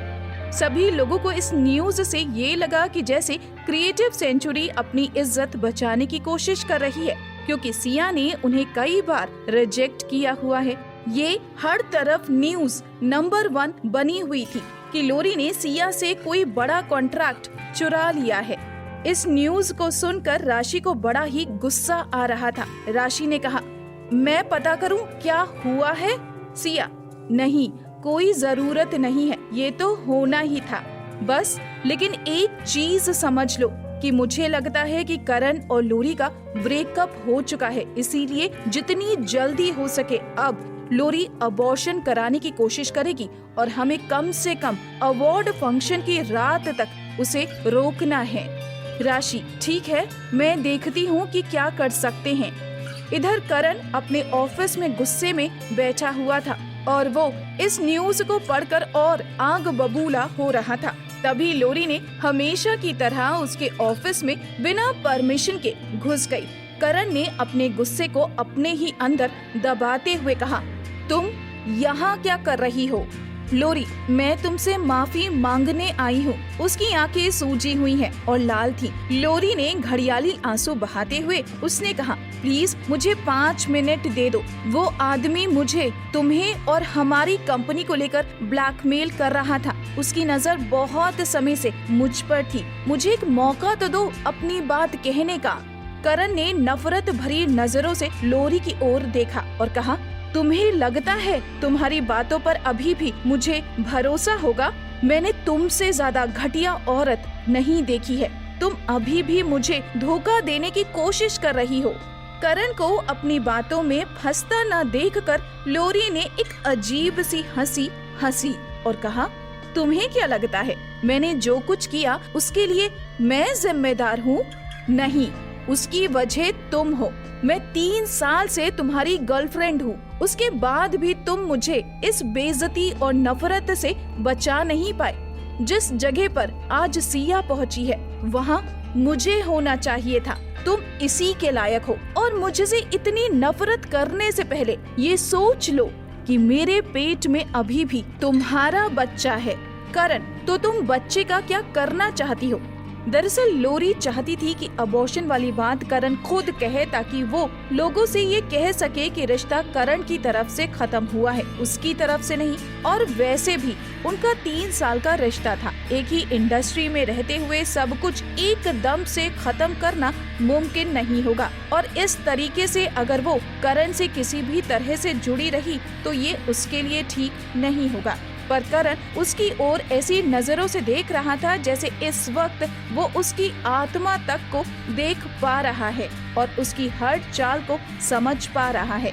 करण ने उसकी ओर बड़ी गहरी नजरों से देखते हुए कहा, तुम्हें बिल्कुल बच्चे को जन्म देना चाहिए। मैंने इस बच्चे के लिए बहुत कुछ खोया है। अब तुम्हें क्या लगता है मैं मेरे बच्चे को खोना चाहूँगा? लोरी एकदम से चुप हो गई क्योंकि उसने ऐसा कभी नहीं सोचा था कि करण ऐसा कुछ कहेगा। उसे तो लगा था कि करण को जितनी जल्दी गुस्सा आता है उससे वो इस बच्चे से पीछा छुड़ाने की कोशिश करेगा, पर यहाँ तो माजरा ही कुछ और हो रहा था। लोरी अब ये सोच रही थी कि अगर उसने बच्चे से पीछा नहीं छुड़ाया तो वो ऋषभ वर्मा को क्या जवाब देगी, क्रिएटिव सेंचुरी वालों को क्या जवाब देगी और उसके क्रिएटिव सेंचुरी ज्वाइन करने की खबर तो जंगल की आग की तरह फैल चुकी है। उसके पास इन लोगों को देने के लिए कोई भी जवाब नहीं है। वो क्या करे उसे कुछ भी समझ नहीं आ रहा था क्योंकि उसने ये कभी नहीं सोचा था कि करण बच्चा रखने के लिए बोल देगा। करण को लोरी को इस असमंजस में देखकर खुशी हो रही थी और तभी उसने राशि को फोन किया और राशि से कहा, मुझे सिया का शेड्यूल बताओ, मैं आज रात के लिए टिकट बुक करवा रहा हूँ। करण की बात सुनकर राशि एकदम से चुप हो गई और उसने कोई भी जवाब नहीं दिया। राशि को कोई जवाब देता ना पाकर करण ने कहा, राशि, तुम शायद भूल रही हो कि स्टार किंग अभी भी मेरी ही कंपनी है और सिया मेरी आर्टिस्ट है। मुझे हक है ये जानने का कि सिया कब किस वक्त क्या कर रही है। राशि को लग रहा था जैसे करण अभी भी सिया के साथ वापस अपना रिश्ता जोड़ने का सपना देख रहा है। राशि ने इस बात का कोई भी जवाब नहीं दिया, पर सिया ने राशि के फोन से आती हुई आवाज को सुन लिया था और उसने राशि को इशारा किया, उसे बता दो। राशि, लेकिन पर फिर सिया की बात मानकर राशि ने फोन पर कहा, ठीक है, मैं भेज रही हूँ। फोन रखते ही राशि ने सिया की ओर देखा और कहा, तुमने मुझे क्यों उसको बताने के लिए कहा? तुम्हें नहीं लगता तुम्हें बिग बॉस के साथ टाइम बिताना चाहिए? तुम क्यों उसे यहाँ बुलाना चाहती हो? सिया, क्या अब तुम्हें ये बताने की जरूरत है कि उसके साथ इस वक्त लोरी खड़ी थी और वो ये सब कुछ लोरी को दिखाने के लिए कर रहा था। लोरी के साथ जो हुआ है क्रिएटिव सेंचुरी, इन सारे मामलों को छोड़कर क्या वो यहाँ आ पाएगा? उसने कहा कि वो कल सुबह आएगा, पर वो नहीं आ पाएगा। और वैसे भी हम उस होटल में नहीं रुकने वाले हैं जो ट्रेंडी क्वीन ने हमारे लिए बुक किया है। सिया की बात सुनकर राशि ने राहत की सांस ली और कहा, अच्छा ऐसी बात है। फ्रांस में अपने विला में सिया राजवीर के कपड़े निकाल रही थी और राजवीर बाथरूम में नहाने जा चुका था। राशि ने ये सारी बात करने के बाद उससे कहा, ठीक है, मैं होटल जा रही हूँ और सुबह तुम लोगों को लेने के लिए आ जाऊंगी। इतने में राजवीर बाथरूम से बाहर निकला और पूरा गीला था, उसके सर से पानी टपक रहा था। सिया ने टॉवल उठाया, उसके बाल पोंछने लगी और उससे पूछा, आप सोना चाहोगे या मेरे साथ बीच पर चलकर आज का सूरज उगता हुआ देखना चाहोगे? राजवीर, बेशक मैं तुम्हारे साथ उगता हुआ सूरज देखना चाहूँगा। दोनों ने आरामदायक कपड़े पहने। सिया ने अपने हमेशा की मॉडल वाली इमेज से बाहर निकलकर साधारण आरामदायक कपड़े पहने हुए थे। गले में कैमरा लटका हुआ था और दोनों बीच पर निकल पड़े। सारी रात दोनों ने बीच पर नंगे पैर घूमते हुए एक दूसरे की बाहों में बाहें डाले बिताई। और तभी सुबह का सूरज जैसे ही निकलने को हुआ तो दूर कहीं क्षितिज पर एक लालिमा दिखाई थी जो बहुत ही खूबसूरत लग रही थी। सिया ने राजवीर के साइड फेस के साथ में उगते हुए सूरज की एक फोटो खींची और राजवीर ने उन दोनों की एक सेल्फी ली। और तभी राजवीर ने सिया को किस करना स्टार्ट कर दिया, पर सिया ने उससे थोड़ा दूर होते हुए कहा, लोग हमें देख लेंगे, हम खुले में हैं। राजवीर, सुबह के इस वक्त में कहाँ लोग देखने आएंगे? सिया ने राजवीर को किस किया, उसके बाद फोटो देखकर कहा, हम इस फोटो को रख सकते हैं? राजवीर, हाँ बिल्कुल रख सकते हैं, ये हमारी याद है, हमें रखना ही चाहिए। सिया ने खुश होकर राजवीर को गले लगा लिया और तभी उसे याद आया कि ट्रेंडी क्वीन का लग्जरी फैशन शो आज ही है। तो सिया और राजवीर जल्दी से विला वापस लौटे और तैयार होकर अपने शो की लोकेशन पर पहुंच गई। वहां पर पहुंचकर उसे फिर से वही 18 साल वाली सिया याद आ रही थी, पर तब में और अब में ये फर्क था कि अब उसे एक्सपीरियंस हो चुका था, वो न्यू कमर नहीं थी। सिया शांति से बैठकर अपना मेकअप करवा रही थी। तभी मेकअप आर्टिस्ट ने उससे कहा, यहाँ पर सभी लोग नए हैं, पर आप ही हो जिसे सबसे ज्यादा एक्सपीरियंस है। दरअसल पहले शो स्टॉपर के लिए किसी और को बुलाया गया था, पर वो बहुत डरी हुई थी और इस वजह से वो घबराहट में कुछ कर नहीं पा रही थी, इसीलिए उसकी जगह पर फिर आपको लिया गया है। सिया ने देखा कि किनारे में सोफे पर एक मॉडल बैठी हुई है, पर सिया उसे पहचान नहीं पाई और सिया ने अपना मेकअप कराना जारी रखा। दरअसल ये रैंप वॉक सिया के लिए बहुत जरूरी है। इस रैंप वॉक को वो अपने मिरेकल एंटरटेनमेंट में ऑडिशन में अपने क्रेडेंशियल्स में यूज कर सकती है और इसी से ये भी तय होगा कि वो क्रिएटिव सेंचुरी और स्टार वंडर की पहुंच से बाहर निकल पाई है या नहीं। और सिया के लिए सबसे बड़ी खुशी की बात ये भी थी कि इस वक्त राजवीर उसके साथ था। राजवीर के साथ होने का एहसास ही उसे खुशी और नई एनर्जी दे रहा था। पर तभी कोने में बैठा हुआ कोई नफरत भरी नजरों से सिया को देख रहा था, क्योंकि इतनी आसानी से वो अपना शो कैसे छोड़ सकती थी। उसकी एक घबराहट की वजह से उसे शो से निकाल दिया गया था और कहीं दूर विदेश से एक नई मॉडल को लाकर उसके सर पर बिठा दिया गया था। और तो और अब उसे उस मॉडल का सब्स्टिट्यूट बना दिया गया था।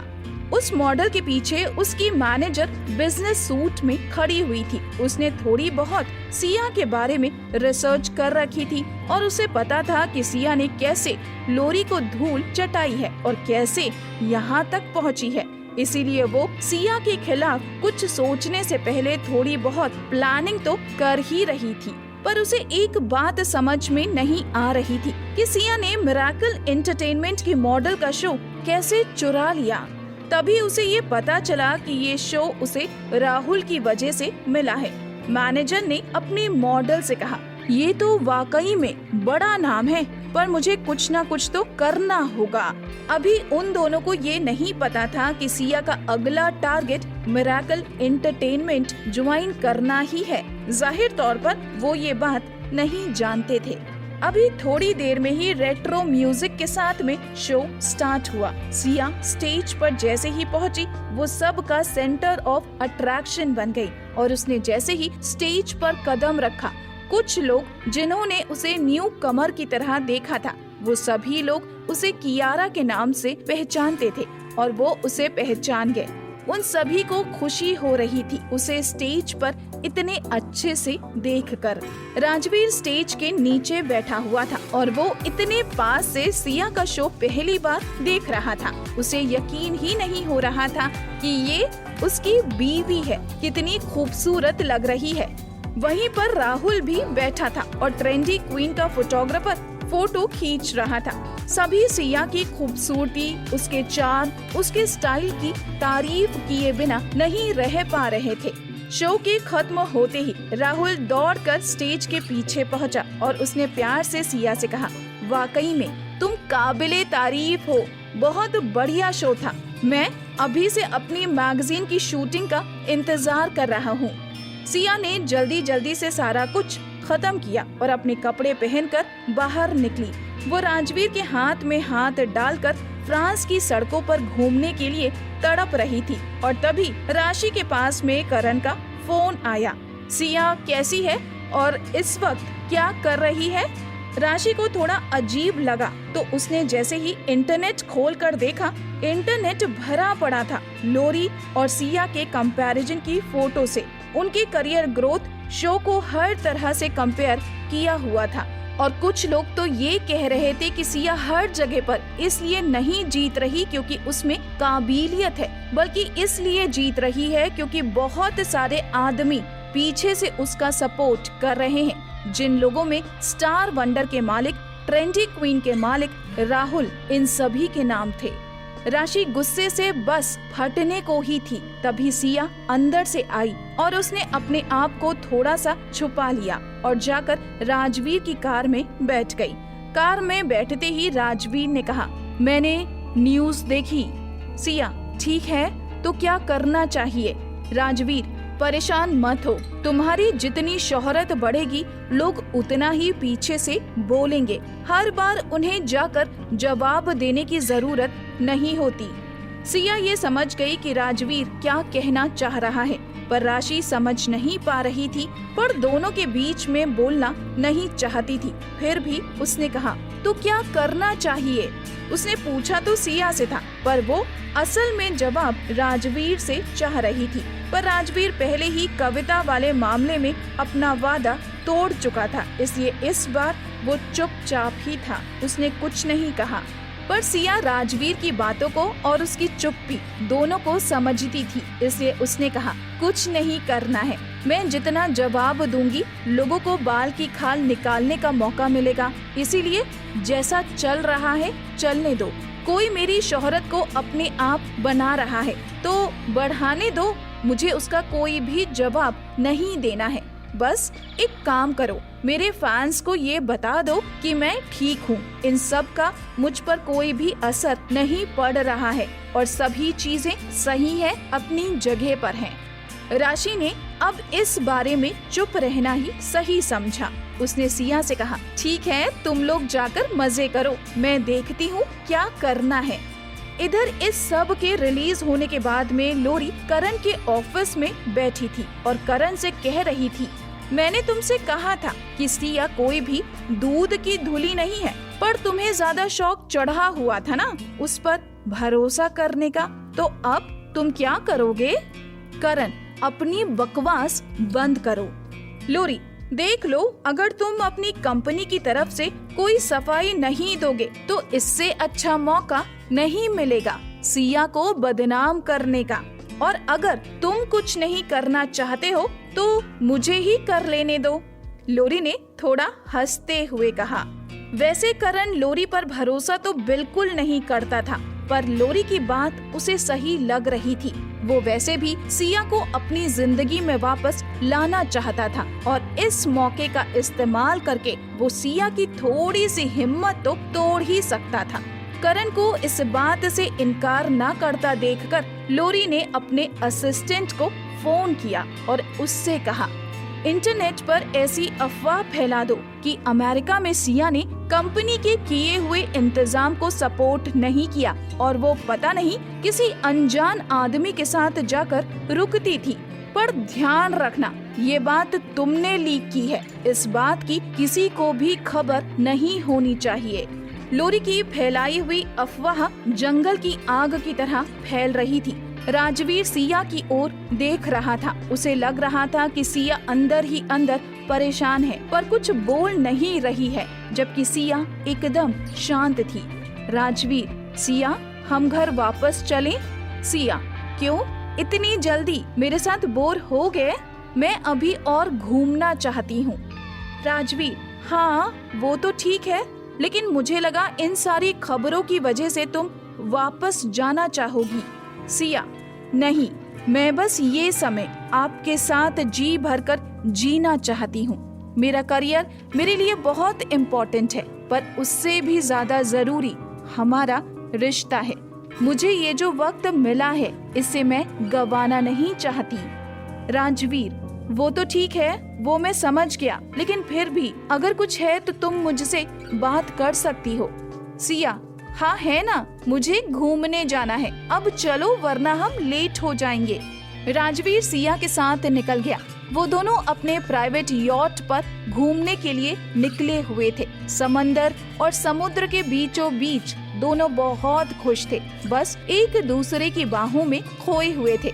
जैसे ही वो एक जगह पर पहुँचे, वहाँ पर पहुँचकर उन्हें एक कपल्स का झुंड मिला, जिसमें सारे लोग एक दूसरे को किस कर रहे थे। कोई किसी से शर्मा नहीं रहा था। बिल्कुल बेबाकी से सारे लोग एक दूसरे में खोए हुए थे और राजवीर को उन्हें देखकर बहुत अच्छा लगा। उन दोनों ने भी थोड़ी देर के लिए उन लोगों के साथ में समय बिताया और उसके बाद दोनों घर की ओर लौट पड़े। लौटते वक्त सिया का कैमरा फोटो से भरा पड़ा था और राजवीर का हाथ सिया की शॉपिंग से। पर राजवीर इस सब से बहुत खुश था, क्योंकि जिंदगी में पहली बार जो पैसा वो कमा रहा था उसे उन्हें खर्च करने की वजह मिली थी। पहली बार उसे समझ में आ रहा था कि एक पार्टनर के होने का मतलब क्या होता है, एक छुट्टी कैसे मनाई जाती है, क्योंकि अब तक उसने जो देश विदेश देखे थे वो सिर्फ और सिर्फ अपने काम की वजह से। छुट्टी तो उसने आज तक मनाई ही नहीं थी और खरीदने के नाम पर शेयर, कंपनियां या फिर प्रॉपर्टी खरीदी थी। ऐसे शॉपिंग करके कितनी खुशी होती है ये उसे पहली बार महसूस हो रहा था। अपने विला लौटकर राजवीर फ्रेश होने चला गया और सिया अपनी शॉपिंग खोलकर देखने लग गई। थोड़ी देर में दोनों ने साथ में खाना खाया और फिर सिया थक गई थी तो सो गई। सिया के सोते ही राजवीर ने पीयूष को फोन लगाया। सिया के सामने तो वो दिखा नहीं रहा था, पर वो सिया के लिए परेशान था और वो ये भी जानता था कि सिया भी इस सब से अंदर ही अंदर परेशान तो है, पर वो उसे दिखा नहीं रही है। इसीलिए उसने पीयूष को फोन लगाया। पीयूष जानता था कि राजवीर का फोन आएगा और वो क्या पूछेगा, इसीलिए वो अपने जवाब के साथ पहले ही तैयार था। राजवीर का फोन आते ही उसने जवाब दिया। पहली वाली खबर मिरेकल एंटरटेनमेंट की एक मैनेजर है, उसकी छोटी बहन मॉडल है, उसने फैलाई है। दरअसल मैडम की जगह पहले उसको शो के लिए चुना गया था, पर किन्हीं कारणों से उसे हटा दिया गया और उसके बाद मैडम को उसकी जगह दे दी गई। इसीलिए वो दोनों बहनों ने मिलकर ये किया है। और दूसरी खबर अभी फैली है, वो स्टार किंग की तरफ से फैलाई गई है। राजवीर, ठीक है, मिरेकल एंटरटेनमेंट वालों को तो थोड़े दिन अभी रहने दो, क्योंकि सिया को उसे अभी ज्वाइन करना है। एक बार वो उसे ज्वाइन कर ले, उसके बाद इन फालतू के लोगों को सबक सिखाने के लिए उसके पास बहुत मौके आएंगे। पर स्टार किंग वालों का मुझे कुछ करना ही पड़ेगा। राजवीर ने जैसे ही फोन रखा, पीछे से आवाज आई। देखा तो सिया बैठकर मुस्कुरा रही थी। दरअसल सिया अभी सोई नहीं थी। वो भी जानती थी कि राजवीर कुछ ना कुछ जरूर करेगा, इसीलिए उसने सोने का नाटक किया था। सिया ने राजवीर की ओर देखते हुए कहा, आप नहीं सुधरोगे ना? ऐसा लगता है मेरे शॉपिंग के बैग उठाकर अभी आप अच्छे से थके नहीं हो। हमें कुछ और करना चाहिए ताकि आप ठीक से थक कर सो सको। और फिर क्या था, कपल अपने रोमांटिक पलों में खो गए। इधर इंडिया में सुबह के 4 बज रहे थे। रात करण की नींद खुल गई और वो गेस्ट बेडरूम की तरफ चला गया। वहाँ पर लोरी सो रही थी। लोरी को देखकर उसका दिमाग नफरत से भर गया। गुस्से में आकर करण थोड़ी देर के लिए वहीं खड़ा रहा। फिर जैसे ही उसे ध्यान आया, उसने लोरी का फोन उठाया और ऋषभ वर्मा के साथ में लोरी की बातचीत पढ़ने लगा। ऋषभ वर्मा चाहता था कि लोरी इस वक्त करण को किसी भी तरीके से शांत करे और तब तक उन्हें थोड़ा समय मिल जाएगा और उस समय में वो दोनों मिलकर किसी भी तरीके से इस बच्चे और करण से पीछा छुड़ाने का कोई ना कोई रास्ता निकाल लेंगे। पर आगे जो लोरी ने लिखा हुआ है उसे पढ़कर करण का गुस्सा 7वें आसमान पर था। लोरी ने लिखा था कि करण चाहता है कि मैं बच्चे को जन्म दूं, पर मुझे ये भी नहीं पता है कि जब बच्चा पैदा होगा तो किसके जैसा दिखेगा। करण का दिल और दिमाग नफरत से भर गया था। उसने गुस्से में कुछ नहीं किया, बस ऋषभ वर्मा का नंबर अपने फोन पर सेव कर लिया और अपने कमरे में जाकर वर्मा को फोन किया। ऋषभ वर्मा ने फोन उठाया। हेलो करण। हेलो, मैं करण बोल रहा हूँ, मुझे आपसे कुछ बात करनी है। ऐसा लग रहा था जैसे ऋषभ वर्मा जानता था कि करण उसे फोन करेगा। उसने करण से कहा, ठीक है बोलो। करण, मैं लोरी को छोड़ सकता हूँ, पर मेरी एक शर्त है। ऋषभ, बोलो क्या शर्त है? करण, आज के बाद जिस भी अवार्ड फंक्शन शो में आप जज होंगे और अगर वहाँ पर स्टार किंग की साइड से कोई भी मॉडल होगी, उसे अवार्ड जरूर मिलेगा। ऋषभ, तुम अपने होश में तो हो ना? ये बात सिर्फ लोरी की है, मैं उसके लिए इतनी बड़ी डील क्यों करूँगा? हाँ, अगर इस डील में तुम सिया को भी जोड़ दोगे तो जरूर मैं कर सकता हूँ। करण, अच्छा तो तुमको सिया भी चाहिए? ऋषभ, हाँ, अभी तक मुझे ऐसा लगा था जैसे वो बहुत शरीफ है और वो इन सब चीजों से दूर रहती है, पर अब जबकि पता चल चुका है कि वो भी आदमियों का इस्तेमाल करके यहाँ तक पहुँची है, तो क्यों ना उनमें मैं भी शामिल हो जाऊं, कुछ मुझे भी मिल ही जाए। करण को समझ में आ गया था कि इसकी नजर सिया पर बहुत पहले से है और वो बहुत समय से उसे पाना चाह रहा था। करण चुप था। अपना काम बिगड़ता देखकर ऋषभ ने आगे कहा, वैसे भी दोनों औरतों ने तुम्हें धोखा ही दिया है, तो इतना क्यों सोच रहे हो? करण, ठीक है, डील। करण के बेडरूम के बाहर दरवाजे के पीछे छुपकर लोरी उनकी बातें सुन रही थी। लोरी को ये नहीं पता था कि करण उसे बेच चुका है। उसने सिर्फ और सिर्फ सिया का नाम सुना था। करण ऋषभ के साथ इसका ऑफिशियल एग्रीमेंट बनाने वाला था और उसकी मीटिंग तय हो गई थी। अगले दिन करण सारा दिन ऑफिस नहीं पहुंचा। शाम को सीधा घर लौटा। जब घर लौटा तो शराब में नहाया हुआ लग रहा था। उससे शराब की बदबू आ रही थी। वो कुछ बड़बड़ा रहा था, पर क्या ये लोरी नहीं समझ पाई। लोरी ने उसे पकड़कर सोफे पर बैठाया और उसके बाद में उसका ब्रीफकेस खोला। ब्रीफकेस में एक एग्रीमेंट था। लोरी ने अपने मोबाइल पर उसकी फोटो खींचे और जल्दी से उसे वापस बंद कर दिया। करण को जैसे ही थोड़ा सेंस आया, उसने लोरी को अपने सामने देखा। लोरी को सामने देखकर करण ने कहा, आज के बाद तुम आजाद हो, जब चाहो बच्चे को अबॉर्ट कर सकती हो, मुझे कोई दिक्कत नहीं है। और जब तुम्हारा कहीं और इंतजाम हो जाए तो ये घर छोड़कर भी जा सकती हो। और आज के बाद हमारे बीच में जो भी रिश्ता था वो सब कुछ खत्म हो गया। इतना कहकर करण उठकर अपने बेडरूम में चला गया और लोरी के मुंह पर उसने दरवाजा बंद कर दिया। लोरी ने अग्रीमेंट खोला और पढ़ा तो उसे करण की बचकानी हरकत पर हंसी आ गई। लोरी बहुत अच्छे से जानती थी कि ऋषभ वर्मा ने करण की हर मॉडल को अवार्ड देने वाली बात इसीलिए नहीं मानी है क्योंकि वो करण की बात मानना चाहता है, बल्कि इसलिए मानी है क्योंकि इसके जरिए वो आगे आने वाली हर नई मॉडल को अपने बिस्तर तक ला सकता है। पर लोरी के लिए सबसे खुशी की बात ये थी कि इस सब में सिया का नाम भी शामिल था, जिसे सिया ने टूट कर प्यार किया था। आज उसी ने सिया का सौदा कर दिया था। लोरी तो उस ऋषभ से जब चाहे पीछा छुड़ा सकती थी क्योंकि ऋषभ वर्मा के खिलाफ उसके पास सबूत थे और बदले में उसे क्रिएटिव सेंचुरी में काम और साथ ही साथ टॉप 10 मॉडल का अवार्ड मिलने वाला था।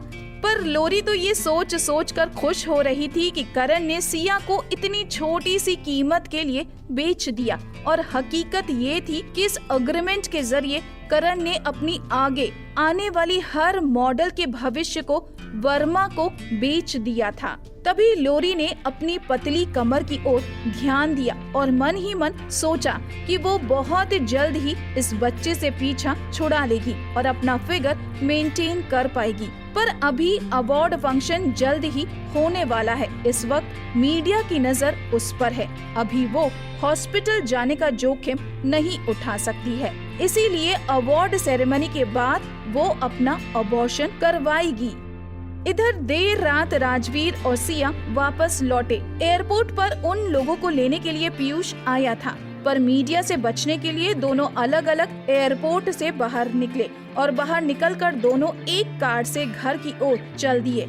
जैसे ही दोनों कार में बैठे, पीयूष ने सिया से पूछा कि वो इस मिरेकल एंटरटेनमेंट वाले स्कैंडल का कुछ करना चाहती है या नहीं।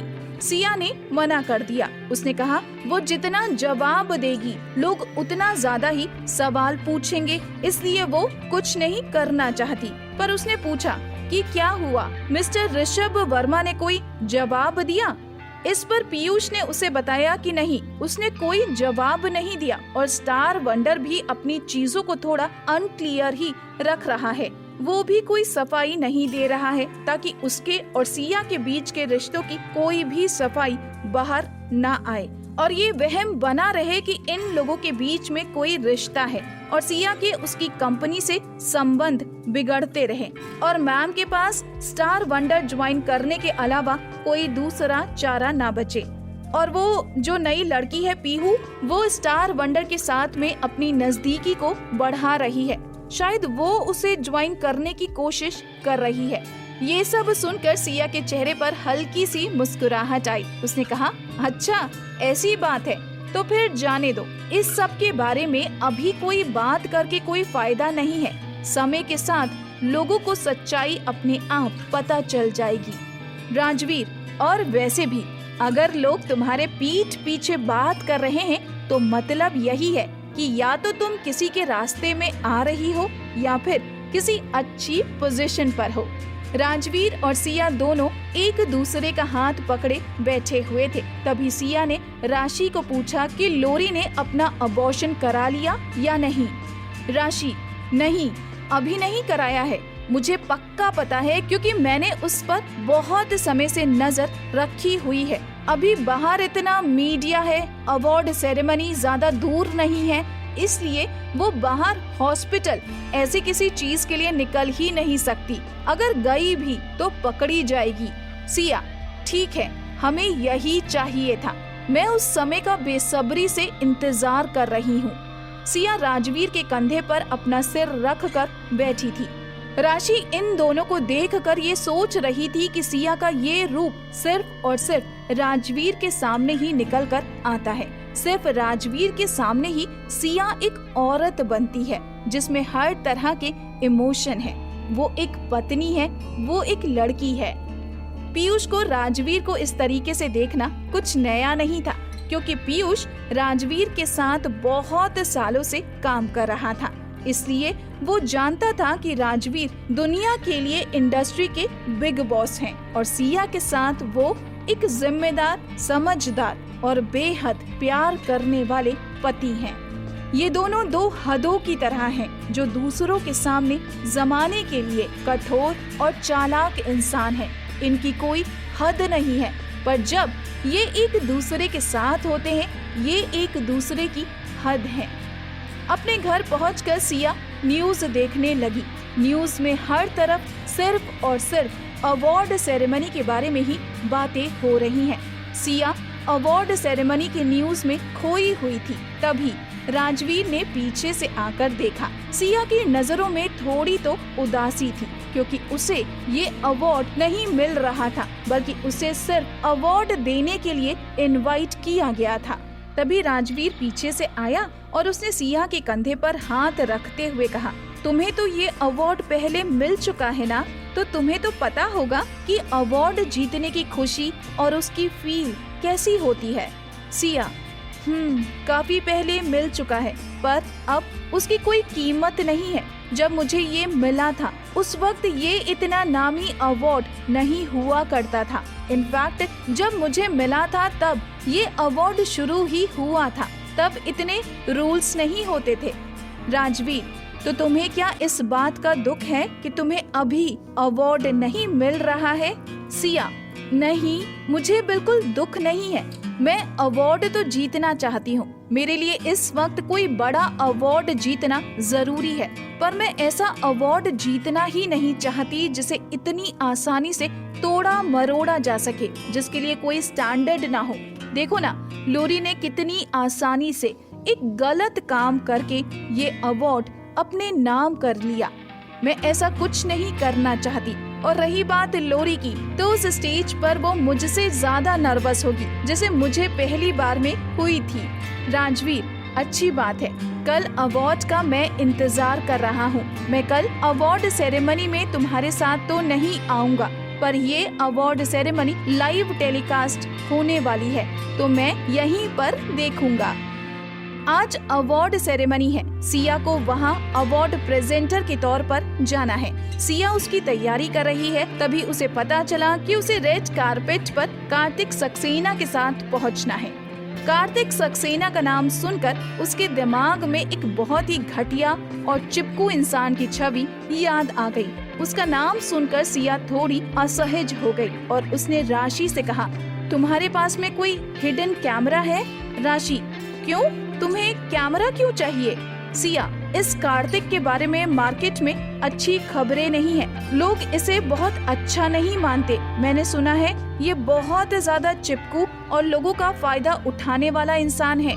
अगर मुझे इसके साथ रेड कारपेट पर चलना है तो मुझे थोड़ी अपनी तैयारी करके ही जाना पड़ेगा।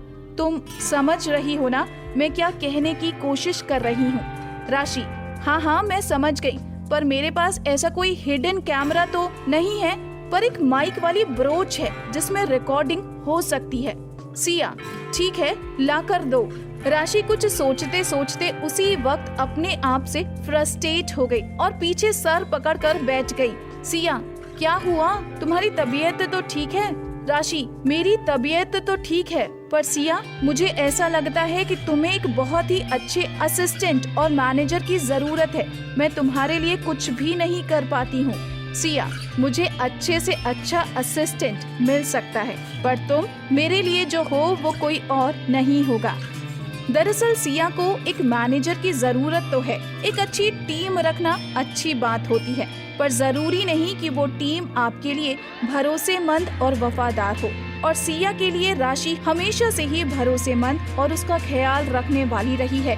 वो दोनों एक दूसरे को समझते हैं, इसीलिए सिया राशि का साथ कभी नहीं छोड़ना चाहती। पर वो एक अच्छा मैनेजर जरूर चाहती है जो उसके काम को संभाल सके, क्योंकि सिया के काम को संभालना राजवीर के लिए थकाने वाला हो रहा था। वो दिन में ऑफिस में काम कर रहा था और शाम को आकर सिया के काम को देख रहा था, जो कि उसकी ही सेहत के लिए ठीक नहीं है।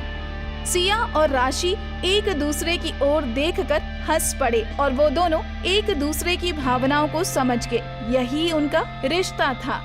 तभी राशि के पास में पीयूष का फोन आया। पीयूष, जल्दी से टीवी ऑन करो और देखो न्यूज लगाओ। राशि ने रिमोट लिया और टीवी ऑन किया। देखा सामने लोरी इंटरव्यू दे रही थी। न्यूज में खबर चल रही थी कि क्रिएटिव सेंचुरी की नई मॉडल लोरी है, सिया नहीं। और सच में क्रिएटिव सेंचुरी ने लोरी को हायर किया है, सिया को नहीं। अभी पहले जो अफवाहें चल रही थी वो सब सही नहीं थी। इस तरह की न्यूज मीडिया में चल रही थी। तभी सिया मन में सोच रही थी कि इस बात से कोई फर्क नहीं पड़ता कि ये न्यूज कब बाहर आई है या किन परिस्थितियों में बाहर आई है। पर अब ये बात साबित हो गई है कि करण और लोरी का ब्रेकअप हो चुका है। राशि ने गुस्से में रिमोट नीचे पटक दिया और कहा, इस लोरी को तो फिर से अपने ऊपर बड़ा घमंड हो रहा होगा, बड़ी खुश हो रही होगी। सिया, कोई बात नहीं, देखते हैं आज रात के बाद भी वो खुशी और घमंड रहता है या नहीं। इस कहानी का अगला भाग देखने के लिए आप मेरे चैनल को सब्सक्राइब कर बेल को प्रेस करें ताकि नया एपिसोड आने पर आपको नोटिफिकेशन मिल जाए। आपको यह वीडियो अच्छा लगा हो तो लाइक, शेयर और कमेंट जरूर कीजिएगा। धन्यवाद।